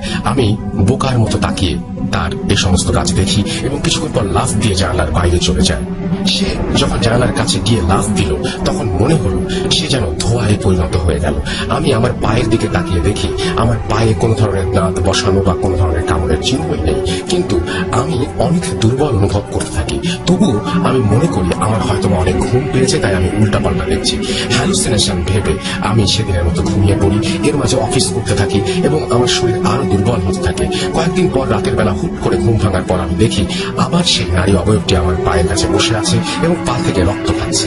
আমি এক লাফ দিয়ে বিছানায় উঠে যাই এবং জিজ্ঞাসা করি কে আপনি? আপনি আমার এখানে কি করছেন? আপনি কেন আমার সাথে এসব করছেন? আমার কথাটি শুনে নারী অবয়বটি বিকট হাসি দেয়, যা ছিল খুবই বিকৃত, যে কারো রক্ত হিম হয়ে যাবে সেই হাসি শুনে। আমার কথা শুনে নারী অবয়বটি আমার দিকে তাকিয়ে বলে কুয়ার কাছে গিয়েছিলে, তোমাকে বলেছিলাম জীবন নিয়ে ফিরতে পারবে না। তুমি হোঁচট খেয়ে পড়ে যাওয়ার পর তোমার রক্ত সেখানে পড়েছিল, সেই রক্ত আমি পান করেছিলাম। এই সমস্ত আরো অনেক কথা বলে এবং এই কথা বলে সেই অবয়বটি আমার দিকে বিকৃত হাসি দেয় এবং সেদিনের মতো আবার ধোঁয়ায় মিলিয়ে সেখান থেকে চলে যায়। এরপর আমার অবস্থা দিনে দিনে আরো খারাপ হতে থাকে আর আমি তাই চাকরি ছেড়ে দিয়ে বাড়ি চলে এসেছি। আরিফের কথা শুনে আমি খুব আতঙ্কিত হয়ে পড়ি এবং তাকে বলি সে কেন পরিবারের কাউকে এই সমস্ত জানায়নি। আরিফ বলে ওই নারী অবয়ব নাকি তাকে বলেছিল সে যার সাথে এসব শেয়ার করবে তাকেই নাকি সে ঠিক একইভাবে মৃত্যুর দুয়ারে পৌঁছে দিবে। আমি আরিফের কাছ থেকে সব শুনে আরিফের বাবা মাকে জানাই। সেদিন রাতে আরিফের বাবা আমাকে নিয়ে ভালো কোনো হুজুরের সন্ধানে বেরিয়ে পড়েন। আমরা অনেক খোঁজাখুঁজির পর এক হুজুরের সন্ধান পাই। এসব অতি প্রাকৃত সমস্যার সমাধান তিনি করতে পারেন। সেই হুজুরকে সব খুলে বলার পর হুজুর আমাদেরকে বলেন আরিফ যাকে দেখছে সে ছিল একটা রক্ত খেকো পিশাচ জিন। এই জিনেরা মানুষের শরীর থেকে রক্ত পান করে বেঁচে থাকে। আরিফ যেদিন প্রথম সেই কুয়ার কাছে গিয়েছিল সেদিন আরিফ পড়ে যাওয়ার জন্য তার হাত কেটে যায় এবং সেখান থেকে বের হওয়া রক্ত সেই কুয়ার আশেপাশে পড়েছিল আর সেই পিশাচ আরিফের সেই রক্ত পান করেছিল। এইসব পিশাচ জিন একবার যার রক্ত পান করে তার শরীর থেকে রক্ত শেষ না হওয়া পর্যন্ত ছাড়ে না। কিন্তু আরিফ তার কিছুদিন পর শহরে চলে যাওয়ার জন্য সেই জিন তার কোনো ক্ষতি করতে পারেনি, কেননা আরিফকে সে আর খুঁজে পায়নি। কিন্তু বাড়িতে আসার পর আরিফ আবার সেই কুয়ার কাছে গিয়ে অনেক বড় ভুল করে ফেলেছে। সেই জিন অনেক দিন অপেক্ষা করেছে রক্ত পান করার জন্য। যখন আবার আরিফকে দেখেছে সেই কুয়ার কাছে তখন সে আরিফের পিছু নিয়েছে এবং পিছু নিতে নিতে আরিফের শহরের বাড়িতে পৌঁছে গেছে। আরিফের বাবা এবং আমি এইসব কথা শুনে প্রচন্ড ভয় পাই এবং হুজুরকে সাহায্য করার অনুরোধ করি। জিনের হাত থেকে আরিফকে মুক্ত করার ব্যবস্থা তিনি বলেন হয়তোবা করতে পারবেন, কিন্তু আরিফকে পুনরায় আগের অবস্থায় ফিরিয়ে আনতে পারবেন না। হুজুর আমাদেরকে একটি তাবিজ দেয় এবং বলেন এই তাবিজটি আজ রাত 3টার পর সেই কুয়ার কাছে গিয়ে কুয়ার ভেতরে ফেলে দিতে হবে, কেননা এখন না আটকালে হয়তো আমার সাথেও এমন কিছু হবে। যেহেতু সেই জিন আরিফকে বলেছিল যার সাথে আরিফ এগুলো শেয়ার করবে তার পরিণতি আরিফের মতোই হবে। হুজুর আমার হাতে একটা তাবিজ বেঁধে দিয়ে বলেন 41 দিন পর তা খুলে পানিতে ফেলে দিতে। তিনি আরো একটি তাবিজ দেন আরিফের জন্য এবং বলেন এটি আরিফের হাতে বেঁধে দিতে এবং আরিফ যেন এই তাবিজ তার শরীর থেকে কখনো আলাদা না করে। হুজুর আমাদেরকে সাবধান করে দিয়ে বলেন আরিফ যদি এই তাবিজ শরীর থেকে আলাদা করে তাহলে সেই জিন আবার আরিফের শরীর থেকে রক্ত খেতে আসবে, আর এইবার সে আরিফের শরীরের পুরো রক্তই খেয়ে চলে যাবে, যখন আরিফকে আর বাঁচানো সম্ভব হবে না। হুজুরের কথা মতো আরিফের বাবা আর আমি সেদিন রাত 3টার দিকে সেখানে গিয়ে তাবিজটা ফেলে আসি এবং তাবিজটি ফেলার পর সেখান থেকে বিকট কান্নার আওয়াজ শুনতে পাই এবং মনে হচ্ছিল কেউ আর্তনাদ করে সেখান থেকে বেরিয়ে আসার চেষ্টা করছে কিন্তু পারছে না। এরপর আরিফের বাবার আমি বাসায় ফিরে আরিফের হাতে তাবিজ বেঁধে দেই। এর মধ্যে আরিফের শরীরে কোনো উন্নতি হয়নি এবং অবনতিও হয়নি, সে আগের মতোই কঙ্কাল হয়ে পড়ে আছে। আরিফ এখনো মাঝে মাঝে তার জানালার সামনে সেই নারী অবয়বটিকে দাঁড়িয়ে থাকতে দেখে এবং সেই নারী অবয়ব নাকি তার দিকে রাগান্বিত চোখে তাকিয়ে থাকে এবং বলে একদিন না একদিন আরিফের শরীরের অবশিষ্ট রক্ত সে পান করবেই। আরিফ বর্তমানে তার গ্রামের বাড়িতেই থাকে, তার শরীরের কোনো কাজ করার শক্তি নেই, সারাদিন সে বিছানায় পড়ে থাকে এবং ফ্যাল ফ্যাল করে জানালার বাইরে তাকিয়ে থাকে। কে জানতো নিজেকে সাহসী প্রমাণ করার জন্য জীবনের এমন চরম মূল্য দিতে হবে। এই ছিল আমার আজকের ঘটনা। আশা করি ঘটনাটি আপনাদের সকলের কাছে ভালো লেগেছে। আপনাদের কাছে ঘটনাটি ভালো লাগলে আমার ঘটনা কালেক্ট করা এবং রাত জেগে কষ্ট করে ঘটনা লিখে ফুটচটকমে পাঠানো সার্থক হবে। রাসেল ভাইকে অসংখ্য ধন্যবাদ জানাচ্ছি কষ্ট করে আমার ঘটনাটি পড়ার জন্য। আবারও সামনের সপ্তাহে ফিরে আসবো আপনাদের জন্য নতুন কিছু নিয়ে। ততদিন পর্যন্ত সকলেই ভালো থাকুন এবং সুস্থ থাকুন। আমি সিফাত আজ আপনাদের কাছ থেকে বিদায় নিচ্ছি। আসসালামু আলাইকুম। এই বলে তিনি তার ফোন নাম্বার শেয়ার করেছেন। আশা করছি এই ঘটনাটি আপনাদের ভালো লেগেছে। যদি ভালো লাগে তাহলে অবশ্যই জানাবেন সেটা আমাদেরকে। আর আমি সিফাতকে ধন্যবাদ জানাচ্ছি এরকম একটা ঘটনা পাঠিয়ে দেওয়ার জন্য। কিছু কিছু ঘটনা অবিশ্বাস্য শোনালেও সেই ঘটনাগুলোর রহস্য এত বেশি, এত অতিরিক্ত মাত্রায় এবং সেই ঘটনাগুলো এত বেশি রহস্য দিয়ে ঘেরা যে কিছু বলার থাকে না। আমি বিচারের ভার আপনাদের উপর ছাড়লাম। আরো একবার বললাম যে বিশ্বাস করা বা না করা এটা কমপ্লিটলি আপনাদের উপরে। আপনারা বিশ্বাস করবেন কি না করবেন এটা আপনাদের ব্যাপার। আসসালামু আলাইকুম ভাইয়া, আমি আসছি ইটের ভাটা, ঠিক আছে? ইটের ভাটা এই যে দেখেন, এই ইটটা এটা কাঁচায় বোঝাই দেয়, বুঝছেন? এটা কাঁচায় বোঝাই দেয়, এটা পুরে আগুন মিস্ত্রিটা পুরে আমরা এইটা বার করি, ঠিক আছে? দেখেন কি কত সুন্দর, এটা খুব ভালো। যাক, ইটের মধ্যে এই ইটটা মনে করুন আপনার ইয়া দিয়া বানা, ঠিক আছে? মেশিন দিয়া এটার মানে মশলা করে পরে এটা মানে টপ দিয়া বার করে মানে শর্মা দিয়া ইটের বানায়া রোদে শুকা, ঠিক আছে? রোদে শুকায়া তারপরে মনে করেন এটা মানে ইয়া দিয়া লোক দিয়ে মানে ভিতরে দিলে এটার মানে আগুন মিস্ত্রি পুরলে এই ইটটা বার করে এখান দিয়ে, ঠিক আছে? তখন এই ইটটা বর্তমানে 5 কেজি আছে, 5 কেজি ওজন ইট, ঠিক আছে? তারপরে এটা ওই এখান থেকে বুঝাই দেয়, আর এখান থেকে আপনার দেয়া যাচ্ছে আগুন মিস্ত্রি এটা পুরা দিয়ে মানে এটা 1 বানা 2 বানা ফিগেট বানায় তারপরে এইগুলি আমরা বার করি, ঠিক আছে? আমি অনেকদিন পরে তো আসলাম মঞ্চের সামনে, আমার বাসা ভাই নাই, তার জন্য আমি এই মঞ্চের সামনে আসছি, বুঝছেন? যাক, আপনার আশা করি আপনার দোয়া, খুব ভালো আছি, আপনারা ভালো আছেন। আমার জন্য দোয়া করবেন যাতে সামনে ভালো ভালো ভিডিও বানাইতে পারে। যাক, আসেন ভাই, সামনে জায়গাটা দেখি। দেখেন এই জায়গাটাও দেখেন, এই জায়গাটা অনেক খুবই পুরাটা ভালো হয়েছে। এখান দেখা তার 2 বানাচ্ছে, ঠিক আছে? এটা 2 বানাচ্ছে, এই পুরাটা মানে অনেক ভালো। দেন বাইরের জায়গাটা আমরা দেখি, কি কন আসেন বাইরের জায়গাটা দেখি অনেকই কিউ, ঠিক আছে। যা কেন এখানে দেখা যা অনেক জাতি মাল বানাচ্ছে। আমরা ইটের বাটা আসছি, এই জায়গাটা ইটটা ভাই অনেক ভালো হচ্ছে। ইটটা অনেকই ফিকেট, বাজার আছে 10,500 টাকা। যা কেন অনেকই মজা পাইলাম ভাইয়া, ইটের বাটা তাইছি, অনেকই ভালো ভালো জিনিস দেখতে পেলাম। এই যে একটা বোমা দেখেন, এই 100 ফুট হবে, 100 ফুট এত উপরে কিভাবে এটা দুমাটা যা ভাই আমার বুঝার মানে অনেক ইয়ে আছে। যাক ইডি মানে অনেক ইয়ে আছে। এই যে আমরা একটা ইট দেখালাম, অনেকেই বলতে পারে না এটা কিভাবে বানা। এই মাটি এই দেখেন কিভাবে করে, এই যে 30 ফিটায় অনেকেই মানে অনেক পরিশ্রম করে। এই যে ইটটি বার করে কামলাবাড়াতে অনেকই মানে পরিশ্রম হয়। এত গরম এটার ভিতরে, সুদা গরম আর গরম।